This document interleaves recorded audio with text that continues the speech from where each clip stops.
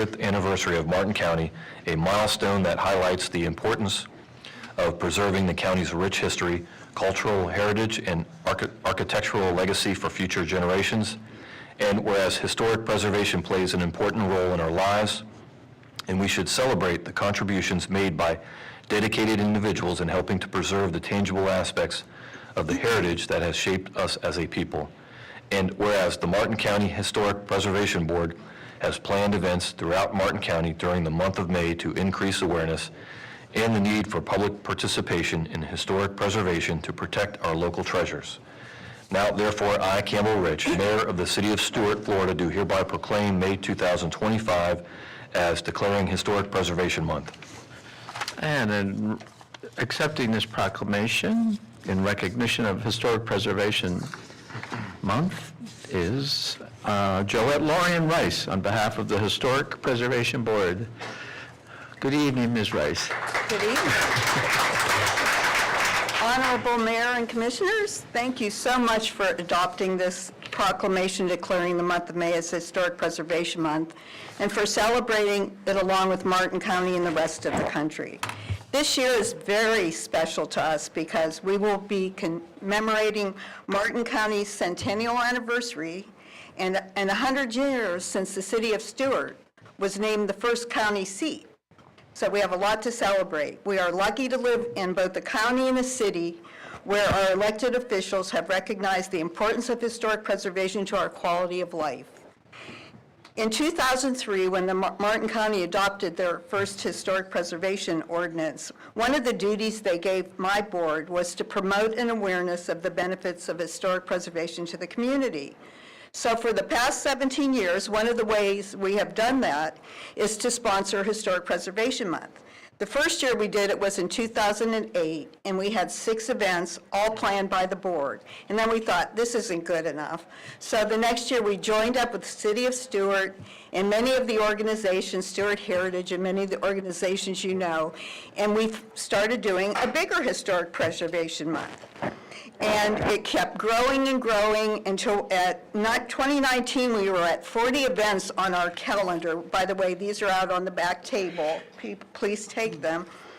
And that was right before COVID hit. So we had to, the next year, we had to cancel, and then we had to work our way back up. First year after COVID, I think we had 10 events, and then we had 22. So this year we have 33 separate events on our calendar, so we're getting there. It was the board's hope when we started celebrating this very special month that through public education about our historic treasures, a preservation ethic would take root in Martin County. This year's schedule of events, planned by a diversity of organizations, shows that a preservation ethic has indeed taken root. Historic preservation is an important element of Martin County's quality of life. Historic preservation values local history. Through our collective preservation programs, both Martin County and the City of Stuart, we have preserved and placed on our local historic registers very valuable historic treasures for future generations. And I think we should all be proud of that. Every bronze plaque you put on a building has so much sweat and work and equity and money. I mean, people don't realize that little bronze plaque costs a lot and means a lot. Historic preservation is important not only to what Southerners refer to as our sense of place, but to our economy. The very last study done was in 22. I wish they'd do another one, but the state of Florida did a study and showed that $6.3 billion came annually to our state through historic preservation activities. Now, they did do a report in 2021 on heritage tourism, which I think downtown Stuart is used to because a lot of people come here to see the buildings and be in historic downtown Stuart. They said historic tourism, heritage tourism is a great way to bring tourists and visitors to Martin County, and that people that come for heritage tourism stay longer and spend more money. The board wants to thank Commissioner Clark and Giobbe for attending our kickoff event. Thank you very much. And we also want to invite all of you to come to the Elliott Museum on May 15th when our board will honor the 2025 Preservationist of the Year, Sadia Safaridis, who did so much work on preserving the historic Golden Gate building. The board wants to thank all our partners who are participating in this month of activities and we look forward to celebrating the rest of the month with you. Thank you very much.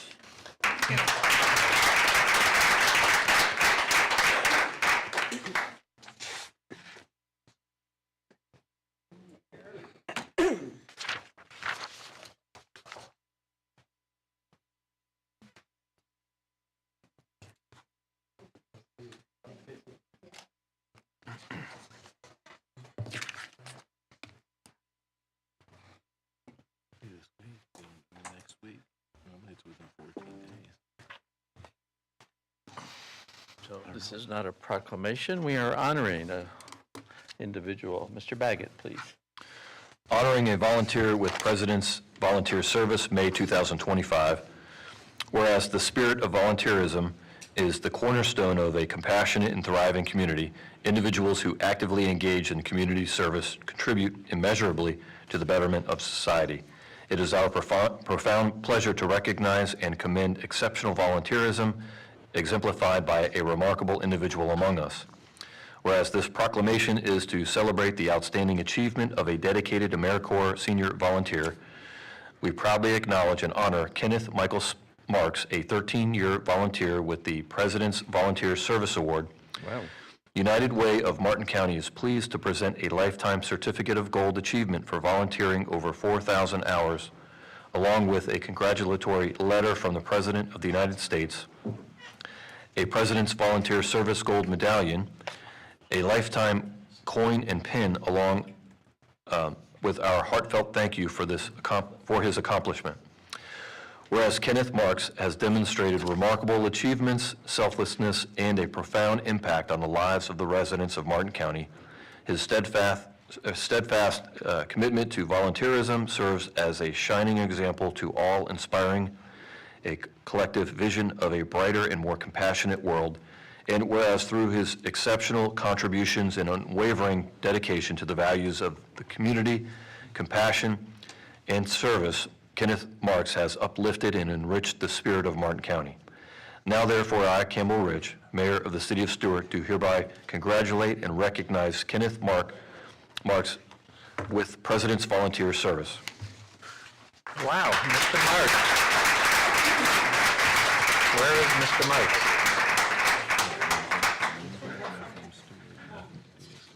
Is it this gentleman here? Yes. It is this gentleman. Volunteer. Would you like to make some remarks, sir? I will. So this is Kenny Marks. He's been a volunteer for over 13 years. He has volunteered with United Way of Martin County along with the Salvation Army. He is very dedicated, extremely, he uplifts everyone that he comes in contact with. We could not do anything without Kenny. We adore Kenny. I have brought his gold medallion from the award. I would like to put this on you, Kenny. Oh, wow.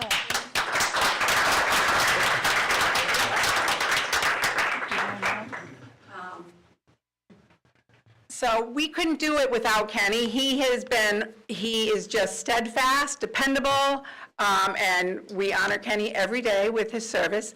And I don't have anything for you except volunteer opportunities. Feel free to join us at any time. Mr. Marks. We do love Mr. Marks. He is a shining example, and from the bottom of our hearts, thank you very much, Kenny. Thank you. And here's your proclamation. If you guys would like to join us, we'd love to have you. We have family and friends of Kenny's with us as well. Wow. He doesn't have a line item veto.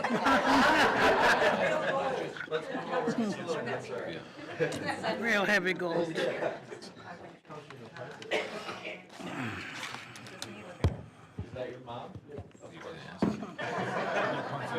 He has other moms. Yes.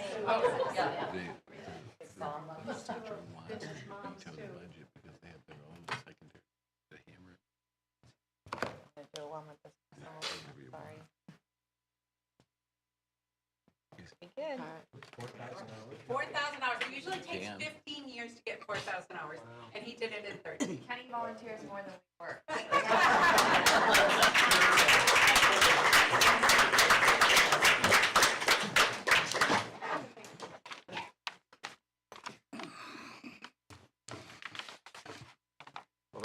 quite impressive, Mr. Marks. And finally, Mr. Baggett, we have the opportunity to honor another individual this evening. Hold on a second. Mr. Mayor, I had printouts of all of the proclamations, but I'm missing that one, and I'm trying to pull it up on my iPad. It's taking a I while. can hand you this one. I'll take it. It wants to If you download. promise to give it back. Thank you. Honoring a student with the President's Volunteer Service, May 2025. Whereas the spirit of volunteerism is the cornerstone of a compassionate and thriving community, a young individual who actively engaged in community service contribute immeasurably to the betterment of society. It is our profound pleasure to recognize and commend exceptional volunteerism exemplified by a remarkable individual among us. And whereas this proclamation is to celebrate the outstanding achievement of a dedicated and altruistic young student, we proudly acknowledge and honor Morgan McKeever, a 14-year-old student of exceptional character and commitment with the President's Volunteer Service Award. United Way of Martin County is pleased to present a Certificate of Silver Achievement along with a congratulatory letter from the President of the United States, a President's Volunteers Service Medallion, silver coin, pin, and our heartfelt thank you for her accomplishment. And whereas Morgan McKeever has demonstrated remarkable achievements, selflessness, and leadership, making a significant impact on the lives of the residents of Martin County. Her steadfast commitment to volunteerism serves as a shining example to all, reminding us of the boundless potential within our youth to create a brighter and more compassionate world. And whereas through her exceptional contributions and unwavering dedication to the values of community, compassion, and service, Morgan McKeever has enriched the spirit of Martin County and paved the way for a future of equal access and opportunity for all. Now therefore, I, Campbell Rich, Mayor of the City of Stuart, do hereby congratulate and recognize Morgan McKeever with President's Volunteer Service. And Ms. Kathleen Stacy, apparently you're going to return. Nope, go ahead. Hi, my name is Morgan McKeever. I'm the National American Miss Florida Preteen First Runner-Up and Miss Stuart, and I'm trying to encourage young teens and young adults everywhere to help volunteer. So I want to say thank you so much to House of Hope for letting me volunteer these past 3 years. It's been such nice working with them, and it's thanks to them that I'm able to get this award and encourage others. And this young lady is going far, so keep an eye on her. Put this on you, young lady. Wow. Yeah, these are nice medals. She's learned to Stuart. Oh, sure.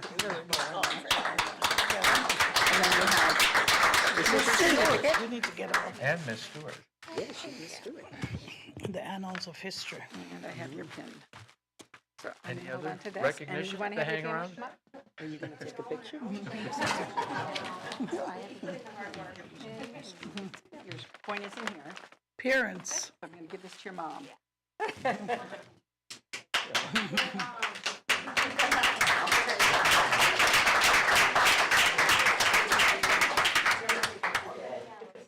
Congratulations, young lady.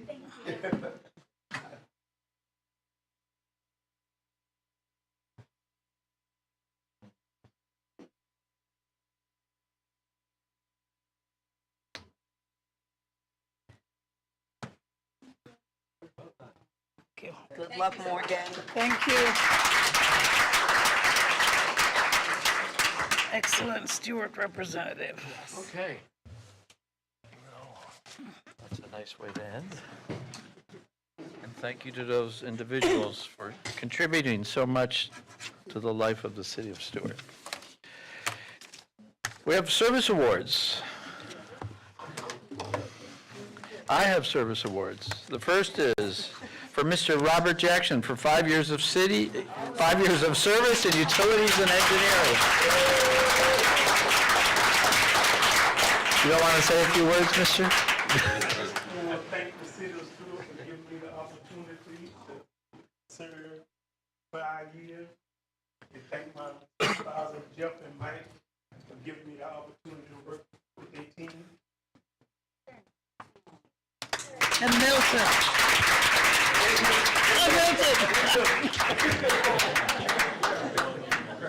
Gotta do Milton now.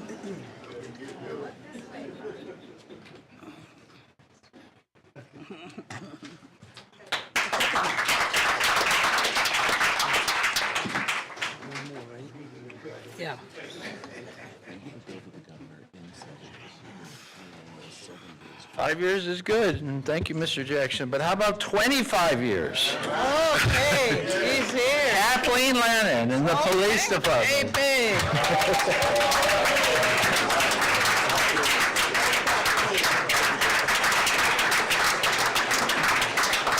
You'd like to make a few remarks, Ms.? I just want to say that I would not be successful in my position without the support of my chief, my captains, all of the officers, and most importantly, the citizens of Stuart. You entrusted your trust in me to deal with your children with brightest joy, and that I'm successful because of you guys giving me that trust. So thank you. Thank you. Oh, Kathleen.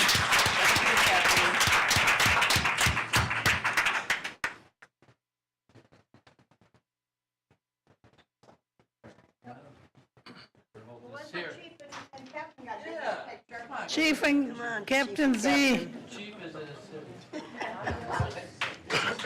He's still here. Last one.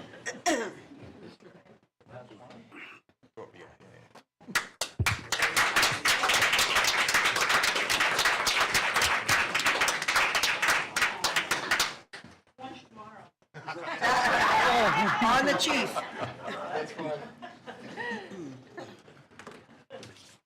Okay. Comments by city commissioners. Commissioner Reed, do you have any comments this evening? What about the district stuff? Oh, I'm sorry, you're right. And legislative. Thank you for keeping me on track, Commissioner. We have an FDOT District 4 US 1 and Palm City Road presentation. There she is. Jumping ahead. Go back and Beth is here. Good evening. Can you hear me okay? No. Click it. Tap it and see if it's on, please. It's on, it's green. Can you hear me better now? Hi, good evening. My name is Heisa Sosa. I'm Project Development Manager with the Florida Department of Transportation. I'm here with Rana Keel, she's taking a picture, and Juan Calderon. And we're here to talk about US 1 at Southwest Palm City Road, west of Southwest Palm City Road concept. So, Hold it on the mic. project locations, US 1 at Southwest Palm City Road, and then we have West Pine Avenue. So it's about 150 feet just west of US 1. Current conditions, we analyzed the intersection, and it presents a free flow southbound approach. So if you're coming from the north on US 1, you have a free flow right. Eastbound and westbound at the intersection west of US 1 are stop control, and the northbound is controlled by traffic signal, because when you come up north from Palm City, let me see if I can use the pointer properly. Can you hear her? When you come up north, We can't hear you. Madam Clerk, can we hear her? sorry, Can you bring it to you, closer to your, okay. can she get a walk-in mic? Actually, she just tilts the, right. I think it's, She's too tall. if I stay here, it's good? Okay. So as you come up north, southwest Palm City Road, then you're controlled by the signal if you want to get to US 1. And this is north of Canner Highway for anyone's reference. Oh, Position. maybe I went too fast. So there's a little bit of history at this location. This came in 2023. The MPO board conducted a feasibility study because, as you can see from the southbound approach here, cars have a free flow right and they're speeding. So what the MPO board was looking at was implementing traffic calming features along Palm City Road to reduce vehicle speeds. The new alternatives were provided to enhance the intersection west of US 1. The preferred alternative at that time was considered alternative number 5. Then this came back in 2024 to FDOT. We received an application, and it was part of the list of priority projects, the LOPP. So this was priority 9 in 2024, priority 7, so it moved up 2025 for the reconstruction of this intersection. So just a recap of what the story I have been telling. It was recommendation number 5 in 2023. Then in spring 2024, it came back as priority number 9, and we vetted it. So the rectangle that you see here is FDOT review. So we conducted field inspections as of 2024. We reviewed the cost estimate. We had meetings with our safety department, traffic operations, design department. We met with the MPO consultant to discuss the prior recommended alternative number 5. And we considered other alternatives because at the time, the department did not support the 2023 alternative number 5. So we looked at other concepts we could implement at this intersection. So as I was discussing prior, this is the southbound approach where you have the free flow right. You can see that on the left. Oh, sorry. Oh, geez. Turn it off. Presentation over. Well, we have to go way back. Now you see all the presentation. I don't have to talk about it. Okay. Yeah. So this is the southbound where the high-speed issue is happening, and it has already been. Alternatives have been implemented. The rumble strips, as you can see on the picture on the right, as a traffic calming measure. So our understanding that the speeding issues are still observed at this intersection segment. This is the concept from 2023. This was alternative number 5. It also included a lane shift. I don't know if you can see it from here. Where's my pointer? I don't see it. On the north side, it included a lane shift, so cars wouldn't be free-flowing southbound from US 1, so they would slow down approaching the intersection. It included pedestrian features and a signal control. This is part of the concept from 2023, elimination of that free flow right. Now you can see it was a straight left, a straight right southbound. The pointer is not, I don't see it working. But you can see it on the top of the picture, the first arrow pointing. And then the intersection is the second box that we have. And that was to construct a raised crosswalk with signing, pedestrian features. There's also a raised island, as you can see on the south. And then it was going to be signal control. The department did not support this concept. It's 150 feet approximately from US 1, so it's another signalized intersection, very close to a major signalized intersection on US 1. So this is the new concept. It's a proposed modern roundabout. It's a very simple roundabout as compared to others in Martin County. It's just approaching one lane in each direction. It's considered a modern roundabout because it will be customized to accommodate the trucks. As you can see in the green lines, you can see the truck. It goes very close to the roundabout, but it's mountable. It's not encroaching much. The only right-of-way needed is on the southwest corner. This way we will keep the traffic flowing without stopping so close to the traffic signal. It is a different shape. It's not the standard roundabout because it's such a small right-of-way that we have to accommodate a smaller shape, a kind of customized shape. So this is our proposed concept to continue the traffic flow, slow down the vehicles. Other features will be implemented, such as the rumble strips, pedestrian features. This will also, as I discussed before, will accommodate Publix delivery trucks, and there's need for right-of-way on the southwest corners, as I mentioned before. So we did a comparison of the current level of service. Current level of service, as you can see on the right box. When you have level of service A, in a perfect world, you don't have that much traffic. The traffic flows, no issues. Level of service B, more traffic, same. Level of service C is ideal for all the DOT roads, but we're in South Florida where we're typically approaching higher level of service. D is more congested, you're gonna find more signals, you're gonna find more conflict points. Same as E is already called unstable, and force flow level service F is not what we want to achieve. Then the table on the left, the current conditions is level of service C for the eastbound approach in the morning, and westbound is level of service B. Northbound and southbound are A for this intersection, and then in the afternoon is level of service C for westbound, eastbound, and level of service A for northbound and southbound.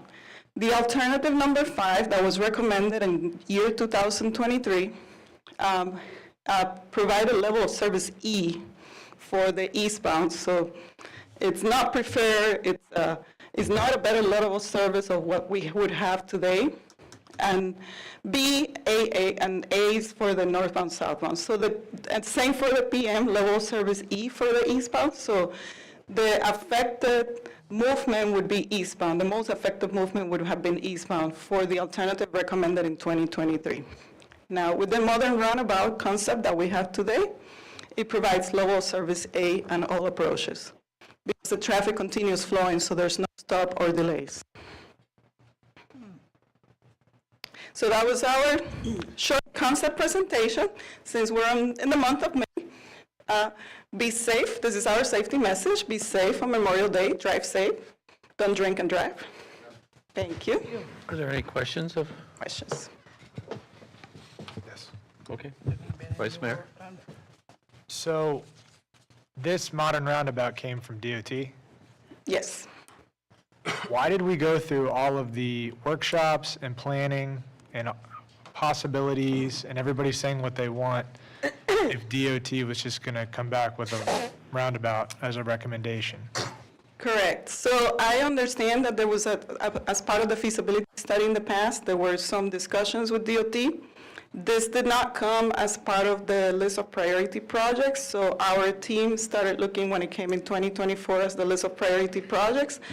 We went back to others involved, and then we discussed with all the departments affected, traffic operations design, and it seems like there were reservations on that design, that it wasn't supported. Why they went through all the workshops, unfortunately, I did not participate at that time. I'm sure DOT was inviting to review all the potential alternatives, but once it was finalized and DOT still encountered issues, wasn't in favor of it. So is the plan now to come back in front of residents and show them what we're pitching versus Yes. what they said they wanted? Yes. Okay. We're coming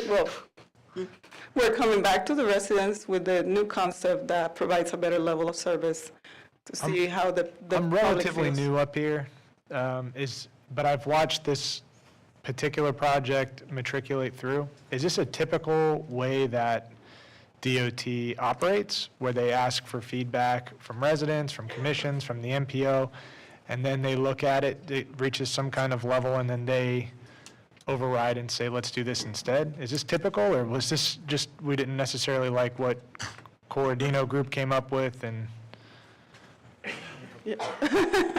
I'm sorry for all the questions. No. I'm trying to understand. Okay. Juan Calderon, consultant for FDOT. We talked to Corradino Group, which was the consultant at the time for the TPO. They are no longer? I think that they are not under contract anymore. I cannot attest that, okay? What we understand is that they did not properly submit an application to DOT at that time. Okay. So DOT didn't have the opportunity to fully vet this application. You don't have to say any more. Thank you. That's why I just we wanna reviewed the make new sure- concepts. It came officially on 2024. My only concern is that residents have the chance to look at this again, do their little stickers, and make sure that this is something they want to do. That's why we're bringing it here today. Thank you. Oh, that's okay. Are they planning to set up a community presentation for this, or was this the Yes. presentation? This is the first presentation where we can set up other presentations, different. Beth, is the plan community. to have a community workshop like we did the last time, or? Yeah, from your understanding? So what we did was, we had a request for improvement of the intersection of US 1 at Palm City Road, and to be able to, I think the residents and the community at that time said they really want to deter people from going down Palm City Road, and the speed is a safety issue. And so before we can, or the MPO can prioritize something like this, they need to do a study. So that's where the feasibility study came in. And we did have probably the most successful public involvement as we've ever had with the study, because so many people were interested in it. So our first open house we had, it was in this room, and we had over 80 people. And at that public open house, what we wanted to do is just get comments. So, if you're driving on this roadway all the time, or you live there, what do you see? What works? What doesn't work? What's your concern? And so they gave us those comments. And then what we did, we had a general planning consultant at the time, Cordino Group. And so they took those comments and looked at what people were saying.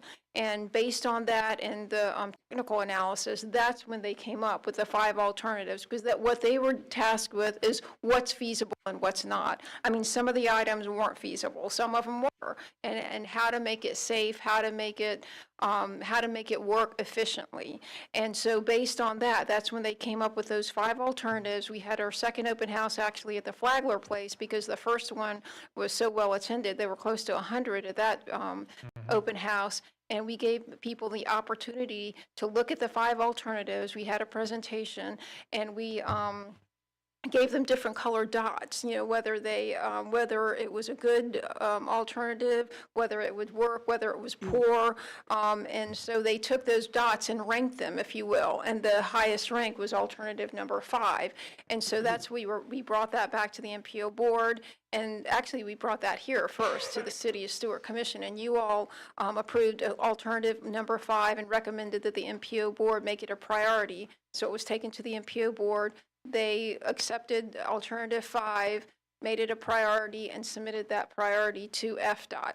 US 1 is the responsibility of FDOT. And so at that time, they started analyzing and looking at the alternative.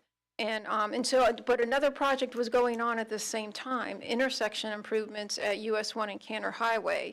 And that's gonna impact this project, in that there's a triple left on Canner going onto US 1 towards Roosevelt Bridge. That's actually funded for construction now. And then there's a dedicated right turn lane on US 1 making a right on Canner Highway, which is gonna be an elongated turn lane.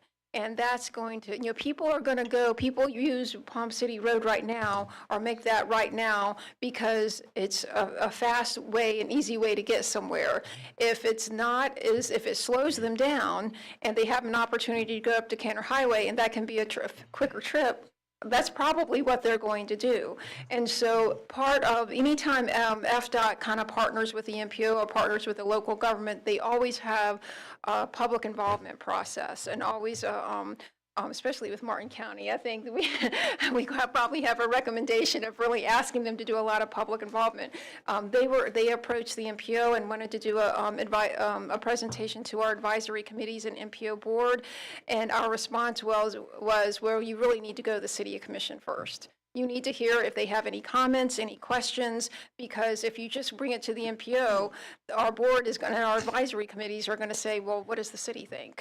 And so that's why they're here. That's the first step. So depending on what your questions and comments are, you all are going to factor that into when you make a presentation to the MPO advisory committee. So you as an MPO board member will be hearing this presentation and any changes probably within the next, I don't know how many months. So that's kind of the history and kind of where we are now. Because this is out of left field, is this going to go in front of the residents again? Is there going to be some kind of workshop? They have a public involvement component to what they're doing. So part of the advisory committees that we have, I mean, that's part of the public involvement, and we can work with FDOT if there's a separate open house or visioning session or learning session. I mean, we can certainly work with them on having another public hearing. Because that's my concern, is frustration that if all of those people, because like you said, it was very well attended, those meetings, came out and everybody saw stickers were on 5, and then all of a sudden we start constructing a roundabout. Like, what the hell is this? Well, no, We all well, I said mean, we there was wanted the other roundabout as part of the alternative 5. They did change it a little bit, but FDOT, the US 1 is FDOT's responsibility, and what they're going to want to do is make sure it's safe and understand, they were tasked with what the residents want. They want a slower speed, and they want to deter people to go on use Palm City Road. And so that improvement, as well as FDOT expedited that intersection improvement at US 1 and Cantor Highway, that was going to not be funded for a while, but they expedited that. That's funded for construction now.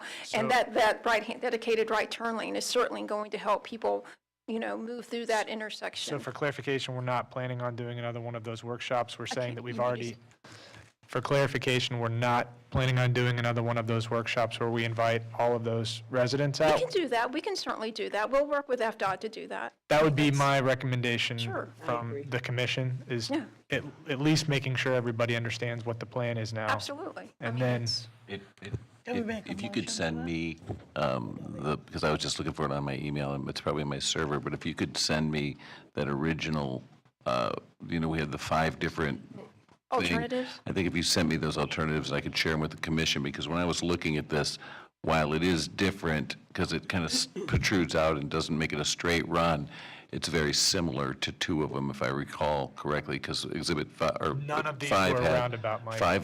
5 had a long center median Yes. that would be effectively a roundabout. no, not at all. Well, that's why I'm saying if she sends it to us, we can share it and Sure. show it to the commission. Sure, yeah, no problem. Do we need to make a motion? This is really an MPO, this is a presentation, Yeah, okay. so we don't have jurisdiction over it anyway. Right. But would you like more consensus from us on having a Yeah, so, workshop? no, that's fine. I mean, I can certainly send that information to Mike, and we can, when it will be brought to the NPO advisory committees and board, when I introduce the item, when I introduce HASA, I will say that this was presented to the City of Stuart Commission, because this had a feasibility study at that level, had so much participation at an open house level. They're interested in having another open house level. Thank sorry? you. I said beautiful. Thank Yeah, you, Beth. okay, that's. Thank you. Commissioner Clark, do you have any comments? Yes, thank you. Hello, Ms. Beltran. I had the same idea as Commissioner Collins, which is to make sure that even though it's, US 1 is a state road, Palm City Road is a county road still, that both of those roads impact our residents in the city and those who travel through the city. So we definitely want to make sure that there's an opportunity for folks to come out and listen to this new plan from the DOT and not be confused as to what has happened before. And I think, Beth, you had a good grasp on how this thing progresses and how it's important to get input at all levels and at all times. So I appreciate it, Ms. Giza. Thank you so much. Ms. Sosa, sorry. Okay. Thank you. Many competing interests. It's a difficult job. Yes. Not part of town. Thank you guys for being Any more here and questions? presenting this. Thank you. Thank you. Thank you. Mr. Hogarth, is he here? There he is. The session is Kind of over? legislative, Somewhat over? but they've yet to do their most important job, which is pass a budget. But as Mike likes to say, the only one they're actually required, legally obligated every year to pass. Nonetheless. Ben Thank you, Hogarth, Mr. Hogarth. for the record. So I don't have a PowerPoint or anything formal tonight. The city manager just kind of wanted to do a recap, official on the record. Here is kind of the scorecard for what passed and what didn't. So I'm going to try and leave comments to a minimum. There's a lot that passed, and obviously everyone here is probably well aware. I'm not sure if the public knows, so it's going to be more for their benefit what I say tonight. But I'm happy to answer any questions the commission might have about anything. So I'm going to try and skim this. Just 4 key bills that failed that we were kind of surprised that failed, and a lot of it was this back and forth between the Senate and the House at the end. And I don't envy anybody that had to watch the session as like a staff member for like the first time, because this was one of the most challenging sessions to follow in 12 sessions I've been following. So CRA CRA bill did fail, which is a good thing for us. Fully expect that to come back next year. Bill got so watered down by the end, it was functionally irrelevant, and I think there's a lot more conversations that we're going to hear our delegation members perhaps, but around the state, different representatives and senators having with their districts to talk about what they're really looking for, which is that CRAs stick to the redevelopment plans, that they complete projects on time, and perhaps a future requirement where they don't allow CRAs to bond beyond the CRA sunset date. So that's something that we can talk about in the future. The sovereign immunity bill also failed. Another surprise, it got all the way to the finish line, and then the Senate kind of sat on it. Good for us because the tort allowances would have gone from $200,000, $300,000 respectively to, at the worst, that bill was written was up to $3 million in 5 years. So 10 times what we're used to for the limits right now. That's just exorbitant. So that did not pass this year, but fully expect to see that one again next year. Regional planning council bills that would have deleted kind of regional planning councils, that didn't make it to the end. So that was a good thing for us. For the record, regional planning councils really benefit smaller cities like the city of Stuart. Not saying they necessarily were subsidized by larger communities, but everybody that puts in money into the pool to provide for them, they provide kind of planning services that we might in-house have to normally go outside to pay for a contract. They're kind of part of that service. So accessory dwelling units, that was a bill that most of us were very, very surprised didn't pass. Got to the very end, everybody expected it to pass, and then the Florida House and Senate just kind of kicked it back and forth between asking the other to recede or insisting the other recede, and they just ran out of time. So again, very weird. Everyone got that wrong. Everyone thought that was sure bad. It should have. It was just, it came down to really semantics and a couple of words, and I think just there was some pettiness between the chambers, and that bill was used for that. So. And it's not backed by large developers. Yeah, right. Nobody So- makes money if you have an ADU. Well, I will say this, because the ADU language did show up in a couple of other big bills, one of which did pass, and I'll talk about that in a moment, the Live Local kind of reform Part 2 bill. I expect to see this again next year, so I wouldn't be surprised. So of the bills that passed, this is where we get to really the meat of everything. I'll start with SB 700. It's a big kind of omnibus bill that deals with a lot of things. There's a little, very small couple sentence section that applies to us, and it's the fluoride bill. The bill that essentially prohibits fluoride in our water supply. The language is very simple. I provided that to Mike and Lee a week or so ago. I think it speaks for itself. I don't think there's any kind of concern about what the meaning is there. I think it's pretty straightforward. That goes, it's probably important for me to say that goes into effect July 1st officially. As far as, city policy, that's a different story, but July 1st is when that's law. So SB 784 that had to do with plating, not super important. I wanted to bring it up because it's part of this theme for this year. Essentially, plats that would have come before you all are now being required to be administratively approved. I'm sure you've heard that theme before with some of these other types of developments. So all plats now need to be administratively approved. It's my understanding, based on the bill language, it's really the commission that needs to designate who administratively that's going to be. Is it going to be the development department director? Is it going to be the city manager? Is it going to be the attorney? That's I believe, going to be up to you all to decide based on language. SB 954. So it's called recovery residences, but you might know this as kind of the sober home bill. There's a little bit of irony in this, in that there's a requirement for us to adopt a ordinance in the near future that ensures that we're not prohibiting outright recovery residences. And I'll get into why that's ironic later, because the emergency bill we're going to talk about essentially prohibits us from passing almost any ordinance as long as it's more restrictive. So we'll get into that. The recovery residence bill also requires us that when we pass an ordinance that we have to allow a process for requesting reasonable accommodations from any local land use regulations that serves to prohibit the establishment of these residences. So it's very loose language, and I'm sure we're going to be talking, internally about how that's going to be applied to the existing language we have in code right now, which isn't specific to recovery residences. Generally requires the code to be consistent with the Fair Housing Amendments Act of 1988 and the ADA, or the Americans with Disabilities Act. So those are a couple of the other elements of that bill. Now, getting to the three big land use bills, Land Use and Development Regulations, Senate Bill 1080, not to be confused with 180, which I'll talk about in a moment. This bill mostly affects our development department's timings. When we consider an application complete from a developer or from an applicant, we have certain turnaround times now that are going to be stringent, and if we don't follow those time frames, there's pretty severe consequences if we don't. So 5 business day requirement for notifying applicants that we're in receipt of their application, so we have to do all this by writing now, for sure, not that we haven't. And there's a 30-day requirement now where we have to notify every applicant in writing whether or not their application is materially complete. Again, we might already be following most of these policies, it's just this is becoming law, and the consequences of not following it, of something slipping through the cracks, are going to be pretty strong at the end.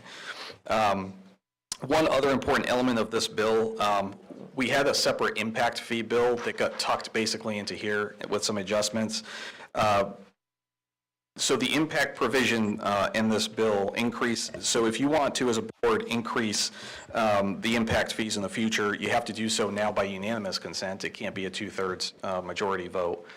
It was not a basic majority, it was a 2/3 majority previously, now it's a unanimous. And any increase that you do to a impact fee has to be phased in over 2 to 4 years. And if you have not increased in the last 5 years, the local agency cannot increase the impact fee rate above the phase-in limitation. So it's a little bit weird. We've actually decreased our impact fees, and then in meeting with the county, actually reduced the county road impact fee by 50%. Which is substantial. So for us to increase those in the future, it would just be a little bit more challenging.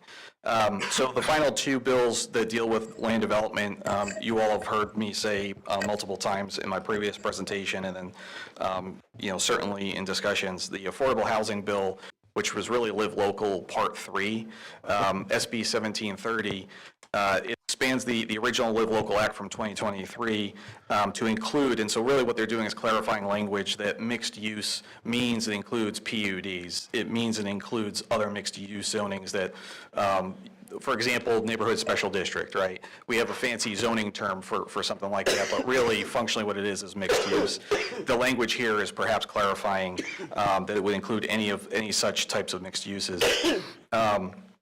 So it freezes the restrictions of proposed development density, which would include floor area ratio, which now also includes lot coverage, and building heights to the maximum that was allowed on July 1st, 2023. The reason that they reverted back to that is essentially that was the date that Live Local first went active. So everything that we had as the maximum allowable back in July 1st, 2023, if you're doing an affordable housing development project under the Live Local, you only have to comply, again, straight zoning, no public hearings, no public comment, no due process in the room, just straight, right by zoning, right in development department. That would now include max lot coverage, so that's really like, I think of that as like building density, but there's probably better ways to describe that. So one other prohibition in this bill was that it prohibits the cities and counties from requiring more than 10% of the development being for non-residential purposes. So if you have a mixed-use development that has kind of commercial and residential component, you can't require of the developer to have 20% or 30% be commercial. The maximum you can require for something other than residential is 10%. So that's an important thing to know as we go forward. Parking, as we know, that's a challenge. They provided originally a 20% reduction. It dropped down for whatever reason to 15%, but if an applicant requests that we reduce their parking by 15%, we're sort of required in this bill to allow for that, regardless of what our codes existing say.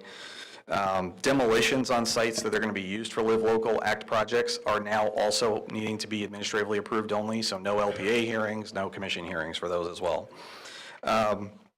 Allows local governments, and so this gets back into, okay, well, is next year this going to be a requirement, but allows local governments to permit adjacent parcels of land to be included in a Live Local project, irrespective of what that parcel of land is land use and its comprehensive plan designation, all of that. So again, is that going to be something we see change next year in Part 4? it's a concern. Well, the problem with adjacent is everything eventually can be adjacent. Especially when you leave it so open and there's no, Yeah. they don't specify, it's just whatever it is. So moratoriums that have the effect of delaying construction or permitting, really all of them, of affordable housing projects require a needs assessment on affordable housing prior to introduction, and they can only last a maximum of 90 days. In existing law, you could extend the 90 days another 90. In the future, my understanding is it's going to be a maximum of 90 days. And if it passed the 3-year requirement, you can't do a moratorium once but every 3 years in this bill, and you have to do a housing needs assessment prior to even enacting the moratorium in the first place. So does that cost more money to do that needs assessment? That's another thing we'll look at. And if this wasn't bad enough, for they're increasing legal exposures for attorney's fees up to $250,000 if we're successfully challenged on any of these kind of procedures. So if you think of each one of those as like a $250,000 potential fine. Then there's a required annual notification to the state. So if we're sued, part of our annual notification to the state is going to be in that summary litigation relating to Live Local Act. So the state's going to be keeping tabs on every municipality in the state who's getting sued, who's getting basically accused of not following it. And what was really, really interesting at the end of the bill that was kind of tagged in and was related to hospitals and healthcare facilities and healthcare employees. Basically, the state said it's in the state's interest that we provide housing for our healthcare employees and our health industry members. And so their specific provision at the end basically encourages communities to do everything we can to increase affordable housing near and around hospitals as closely as possible. So it's important to think about in some of the other conversations we might have had in the past. So in the final bill that deals with development emergencies, Senate Bill 180, where this part doesn't really so much pertain directly to emergencies as much as it does land development. This is the big bill we've talked about in the past. There are 2 sections in that bill, Section 18 and Section 28. I'm referring in this bill to specific sections because it's a massive bill, and these are the sections that really matter most to us. So Section 18 restricts local governments from adopting new ordinances related to land development or comprehensive planning and/or issuing a moratorium on development for 1 year after a hurricane has made landfall, of course, in the state in Florida, and that landfall and track was within 100 miles of our county.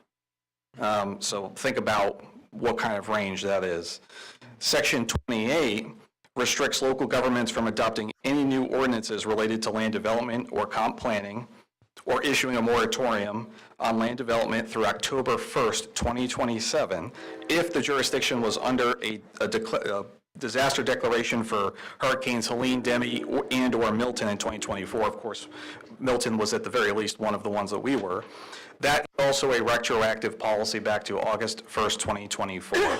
So any land use development, comprehensive plan amendment change, and/or moratorium that we have enacted since August 1st, 2024, once this bill is signed by the governor, is effectively moot. And if that's not bad enough, local governments will have 14 days to cure any legal challenges that's brought before them before a applicant or somebody who has concern over our land development code can sue us and bring it to court officially. So that was the last of the bills that passed. What's still in play, of course, is the budget.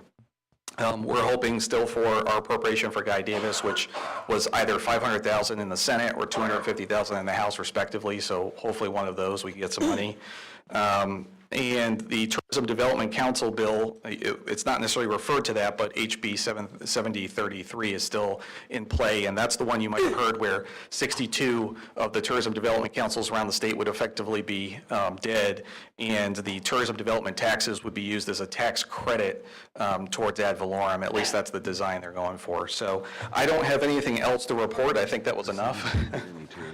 Do you have a forecast on that one? Kind of like today, it's a little bit rainy. Okay. No, I know, it's been very hard to predict. Everyone, the experienced watchers have been very confused. Yes, and again, the infighting between the Senate and the House, Right. I've only seen one other year that was close to this bad, so that was just alone weird to watch. I had to have notes because I've read so many different versions of each of these bills, I can't even trust myself to keep it all straight, so I wanted to make sure that I could present the facts as best as I could. What? Can I make a comment? Sure, certainly. I would like to ask this board, at this point, the last sort of shot I feel like we have at making this right. This was a huge overreach, this emergencies bill, in my opinion. I would like us to write a letter from the city, from our commission, to Governor DeSantis, asking him politely to please veto this bill, because he can't line item it. So, my hope is that it gets vetoed. You can't line item? Well, You it's a, can. it's a 55-page bill. Right. And it's emergency bill. He can line item a budget veto, but he can't line item a text amendment or a text bill. Policy, yeah. So the problem with it is that we're section 28 of the bill. It's 3/4 of one page out of 55 pages. I'm happy to write the letter, but I would not tell you guys to get too, yeah. But I think we should still have it on record. It's probably also important to note, and I think being on the record for what we believe in is a good thing always, because we know resolutions only go so far in Tallahassee anyway. But with that said, it's important to note almost the way every one of these bills went this year vote-wise, they would have essentially a veto-proof majority if the legislature wanted to override a veto with a vote. Can you say something positive, please? It's almost summer. What were each of the respective votes on those two bills? I think there was one vote against in the House and unanimous in the Senate on that SB 180.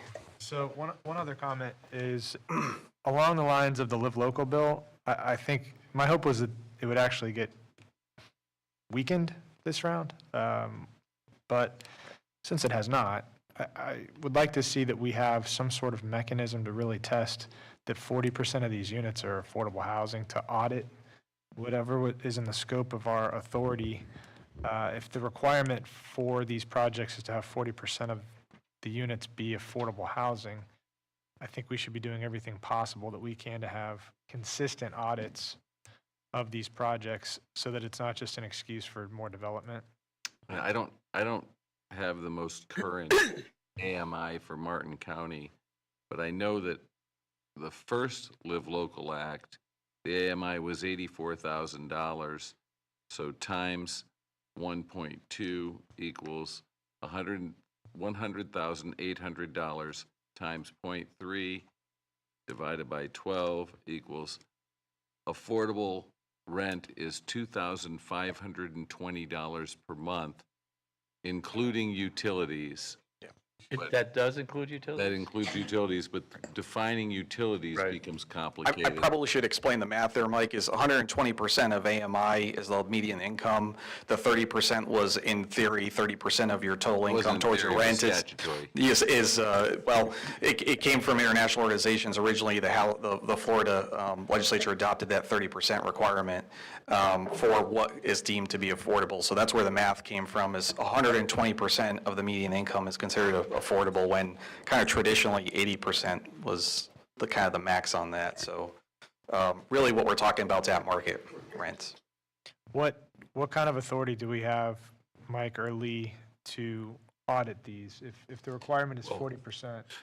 We don't have a single application for a project of this nature in the city yet anyway, but if we do get a project in the city, each project has to be done with what's called a LORA, or Land Use Regulation Agreement.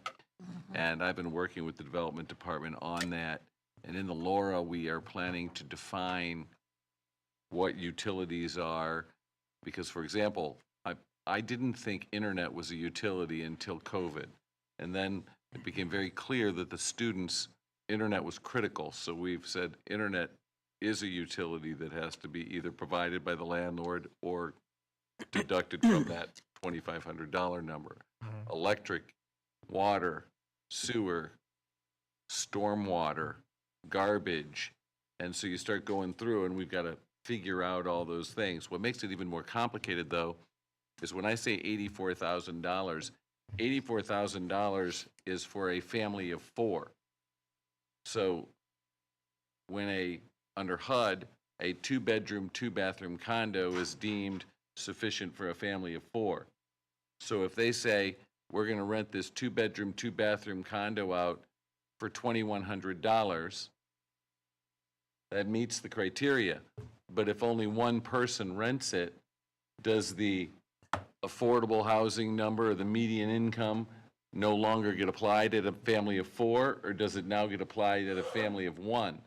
The problem with it is that you don't get to define the rental number when people are renting it. You actually have to define those terms before they get the permit to start construction.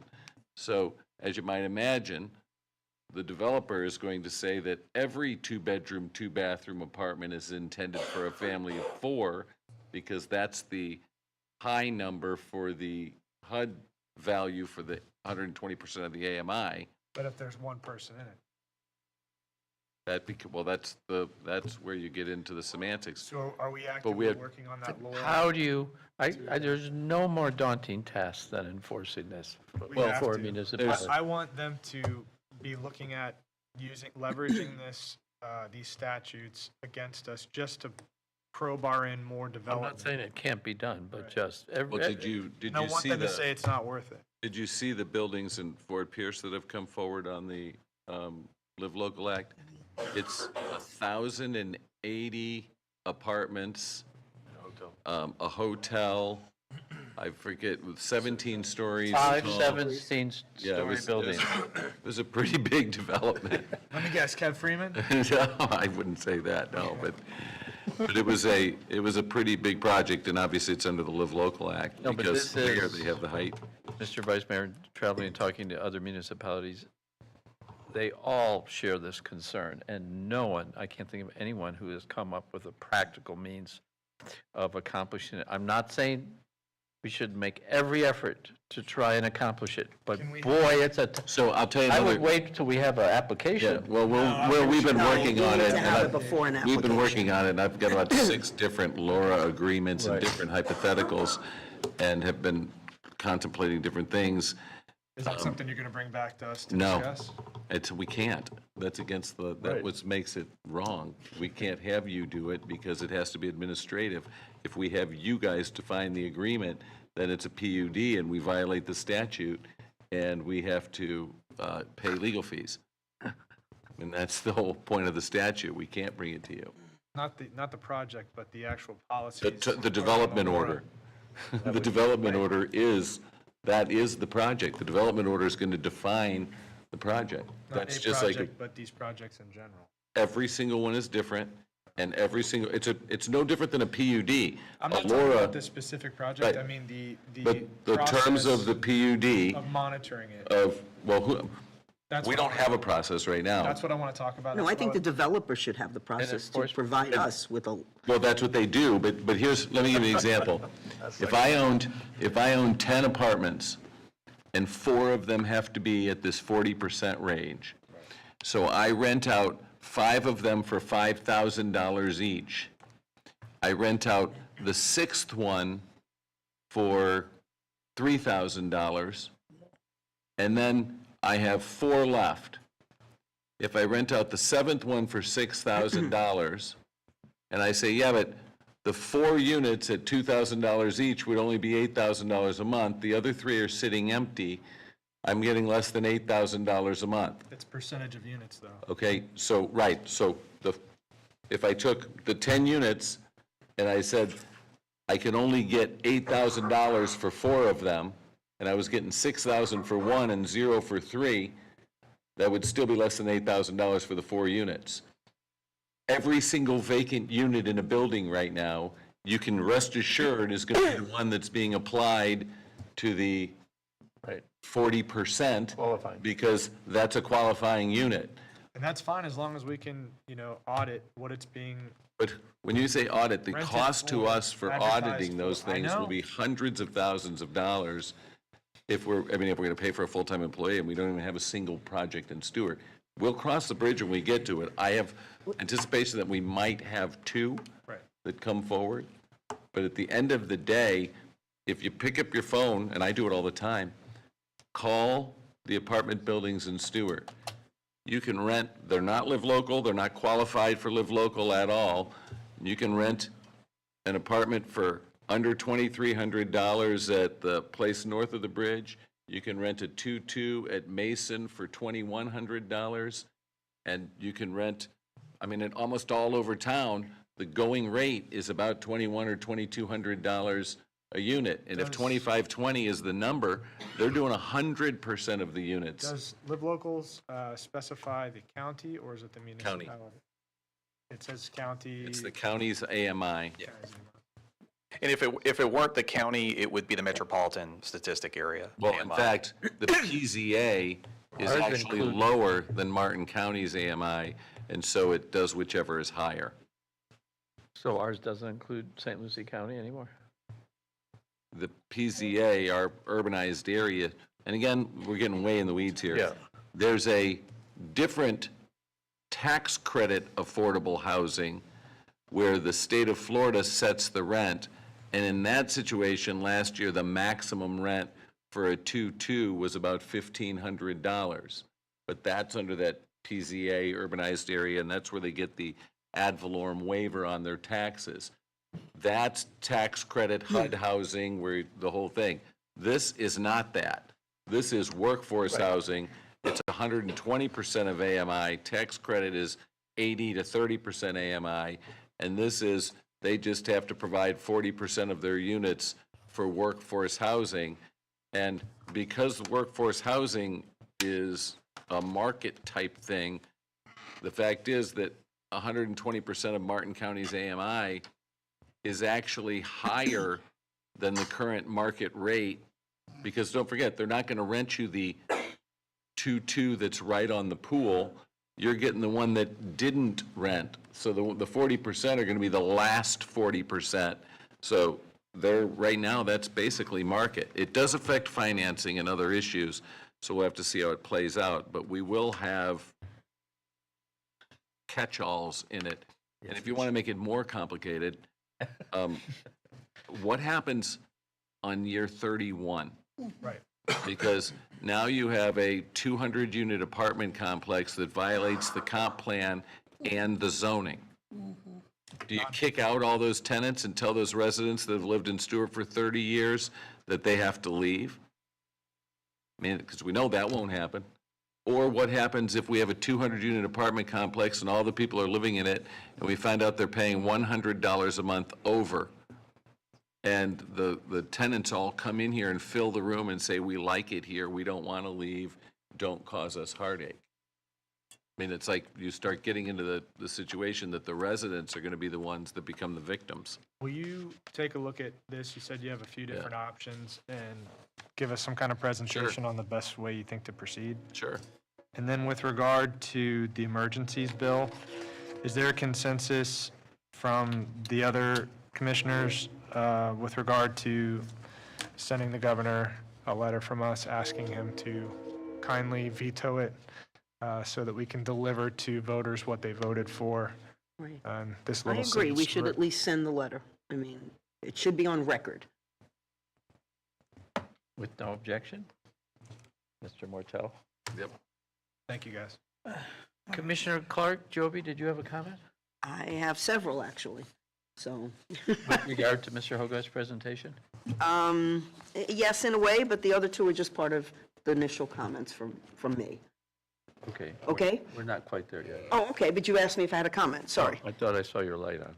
I did, but I was just really Commissioner kind Clark, of, do you have any questions of Yeah, Mr. Hogarth? so Commissioner Collins and what Mr. Hogarth is saying, you know, I believe in home rule, and I know what's going on in Tallahassee, but I also know what we did during the zoning in progress, and I know that that has gone through, and I see the purpose when they did the bill to go back with the counties that had storm damage, and to make sure that those communities had a way to redevelop and to re-engage themselves without having all these other strictures on them. So I am torn somewhat, because I believe in home rule, and we're just being watered down every day. But I understand, but I don't know if it will go anywhere. if that letter goes out, and I'm sure that there's probably gonna, if we had to vote on it, there would probably be a, you know, the letter will go out, so, I guess. I just wanted to put it on the record that I mean, they put us in very difficult situations. You know, sometimes we wonder why we're here when the legislature is doing so many things that is tearing at the local government level. But Ben, how fast should that go out? Because he's going to be reviewing these, right? Well, we're going to have to get the letter done tomorrow. Yeah. I mean, if in fact the session ended last Friday, then Saturday, Sunday, Monday is 3 days. He has 12 days left. It's a weird session. I'm normally used to the session being fully ended, and within 2 to 3 weeks, he starts to get the first batch of bills to his desk. This session, because it's going to be extended well into June, he's not probably going to wait around. He He's has probably going to 15 start taking days up. to veto. Right. I'm So giving you more homework to do tomorrow. yeah, I've been watching it every day because I can't tell you how many calls and emails and requests, you know, asking when. Would you please in that letter include that the will of the voters of the city of Stuart was to move in this kind of a direction? Oh, absolutely, yeah. I think it's important to say for the record too, for the public that might be confused and like want to understand what happened here is there were municipalities after August, September, October, November that were adopting code probably like they always do. And, you know, there's just annual changes. Sometimes it's, you know, I don't want to call it politics, but policy comes up and there's questions. But also to some extent, we were trying to adapt to even the last legislative session with Live Local. Right. Making sure that we don't have the shared parking and some of these things. That's why they did it. I know, but. Well, it's Make sure that we can park. The irony is the bill sponsors and what this bill was speaking to is emergency events, and they were saying, well, after August, September, October, all these storms came through, and then all these municipalities rushed to put out all these more stringent and damaging and burdensome measures. And the reality was it was just kind of the normal business, and it was coincidental timing, and yes, the storms came through. But again, it's whatever said in Tallahassee, and if there's not a message to kind of combat that, then, Thank you. yeah. So I'm happy to answer any questions here You'll do a great job. offline, but thank you all. Commissioner Giobi? Yeah, I just wanted to make a statement. That original emergency bill was a good bill, but originally it was only to affect the homes that were damaged or the businesses that were damaged. So that if we did pass any zoning changes, those would have been grandfathered so that they could get their homes back and back up to, you know, working, same thing for businesses. So I think the bill went away too far. Any other? Thank you, Ben. Questions or comments for Mr. Hogarth? Thank you, Mr. Hogarth. Thank you Thank all. you, Mr. Appreciate it very Hogarth. much. Commissioner Reed, do you have any comments this evening? I don't. Commissioner Giobi? I You do, apparently. and thank you, Sean, I have more time then, I appreciate it. You're welcome. I have a lot to say, sorry. First, I want to say it's Municipal Clerks Week, and it marks the 56th anniversary of the Municipal Clerks Week. The municipal clerk is one of the oldest positions in local government, so a huge thank you to our incredible city clerk department, City Clerk Mary Kindle, Deputy Clerk Susay Malecki, and Assistant City Clerk Nina Mullen. Especially as a new commissioner, I appreciate that your work keeps everything running smoothly. Thank you very much. Thank you, I appreciate that. Okay. The city of Stuart has two new leaders in the House, Captain Derek Ortado, Operations Captain, Stuart Police Department, and Susay Malecki, Deputy Clerk in the City Clerk's Office. Both have graduated from the Leadership Martin County class of 34th class. Leadership in Martin County is a professional development and community engagement program. Its mission is to identify, educate, and inspire current and emerging leaders from across the area to become more involved and effective in their communities. While both Derek and Susay are already leaders within the city of Stuart, their position in the leadership program further deepens their understanding of the community and equips them to make more informed decisions on behalf of the city. Congratulations both to Derek and Susay. Thank you. Congratulations. Okay, so that was nice and light, so now I'm going to get kind of down and dirty. Okay, so first I want to read an email that I received the other day from a resident. And this is his words. Fellow Martin County We Are Different and Small Town Stuart activist. How many people are reading this garbage? Do you believe what they read? What impact will it have in the next important county-city elections? And the person who wrote the email is making reference to Friends and Neighbors. It's a Martin County newsletter and a social media opinion piece that's put out. This gentleman is stating when he lived and was a good government activist in Monroe County, the Florida Keys, many of the fellow good government activists refused to read the Florida Keys keynoter, a Miami Herald affiliate. They had a very pro-overdeveloped vibe because of the editor's management, which I counsel was very important to read, even though just to know what the enemy is doing. I've heard the same type of comments here in Stuart and Martin County. I will not read the campaign crap. Again, as it's hard to read how much it disgusts you, I think it's important to know what the enemy is thinking. Take joy in knowing how absurd Campani is and understand he's a product of Brooklyn. I'm going to interject a comment here. I'm also a product of Brooklyn. It's one of the largest boroughs in New York City and has many diverse ideologies. So one can certainly tell the difference from Mr. Not-So-Friendly Neighbor and I are certainly at opposite ends of the spectrum. To go on to this gentleman's email. We need to prepare to do in the 2026 elections as well as the accomplishment that we did in 2024. I assume we were all overly pleased with Vargas, Joby, Reed, and of course Collins, and that it shows just how important local elections are. Thank you for helping to protect Martin County and the city of Stuart. I read that email because I think it's so important for all of us to understand that there are powerful forces in both here in the city and the county that want to do nothing more than continue their right to build without thought or consequence to the residents, the land, or the water. While local elections are important, and hopefully both the city and county level voters will continue to elect officials that are concerned about the residents and our future, the same needs to be said at the state level. Many bills were presented and passed in this last 2025 legislative session. Some bills were passed and benefited all state residents, example, the state park bill. But I am disappointed, and I am angry at the many other bills that were passed and are meant to dismantle home rule for every city and town in Florida. What I mean is that these bills prevent city and towns and counties from enforcing their local zoning and building regulations in regards to developing in one's own city.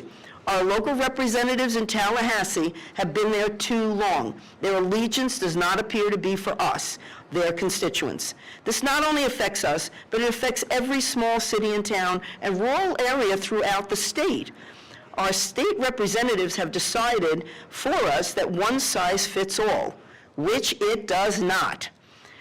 They have taken the fabulous out of Florida, and we are destined to be just another overcrowded state with poor infrastructure, poor water supply, and inadequate escape routes in the case of a disaster. Thank you. Commissioner Clark. Those are your words? Yeah. Not the email. What Yeah, I just those are read were my yours, okay. words, yes. Yeah, okay, thanks. All right, thank you. Okay, Who else is I lost my notes, but I'm gonna go. Gonna wing it? Yeah.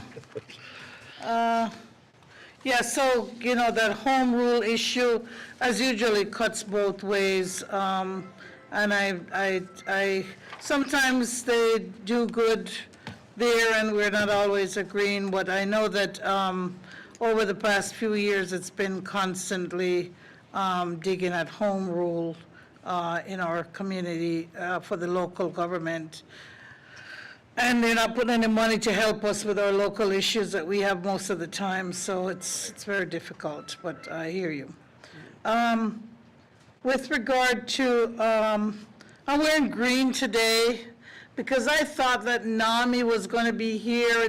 I'm doing Mental Health Month. I know that we did lupus just today, but there's so many issues going on with mental health in our community and with you know, friends, relatives, just many things happening. And NAMI has done a good job in our community. And I know that mental health is going to be a big issue coming up. We've talked about this no trespass ordinance and the impact on those who are homeless. and how that will affect them and affect their mental health. And we know that, again, it's not one of those rules that the state is bringing to our community. And we think we have a second reading today, Mr. Baggett? Yes. And so maybe we'll have a chance to talk and discuss this, but again, it's something that's coming to us, and we're trying to adjust to align with some of the things that the state is putting on us. But mental health is important, and when you get a chance to help somebody, listen to somebody, be kind to somebody. Today we had Wear It.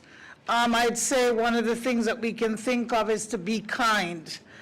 So I think that we need to follow that in terms of mental health. Tomorrow afternoon, I think we had the woman, Joy, here from Historic Preservation. Tomorrow afternoon at the Women's Club will be a time to learn about the Women's Club and to see one of the historic markers, one of our most recent historic markers that we have put down in the city of Stuart. And so if you have time to come out to the Women's Club tomorrow, they'll have refreshments and they will talk to you, and the Historic Preservation Board will be there, and people from Martin County will be there. It's a part of also of the whole celebration of Martin County and, of course, Historic Preservation Month. So please come out tomorrow at 4 o'clock to the Women's Club of Stuart at 723 East Ocean Boulevard is where the Women's Club is located. With regard to Historic Preservation Month also, and doing a historic plaque or marker, we had a study in Martin County, and this area was put in for a National Historic Register of Places, which is they call it the Old Salerno Colored School in New Monrovia Park, and that is going to have a historical plaque dedication on the 17th of May at 11 a.m. at the New Monrovia Park, where the Costello Williams Learning Center is located. Is one of those little buildings that Martin County refurbished and made as a replica of an old one-room classroom, and that's going to be done on the 17th of May, a Saturday morning at 11 a.m. So if you have a chance, please come out for that historic time in the community and celebration of that marker. Also, I have coming up, this is the 5th year, and I looked at several videos from the State Department of Cultural Affairs and other communities in Florida, and most people are celebrating, except for the department, the Division of Cultural Affairs, most cities are celebrating 4 years of Emancipation Day for the state of Florida.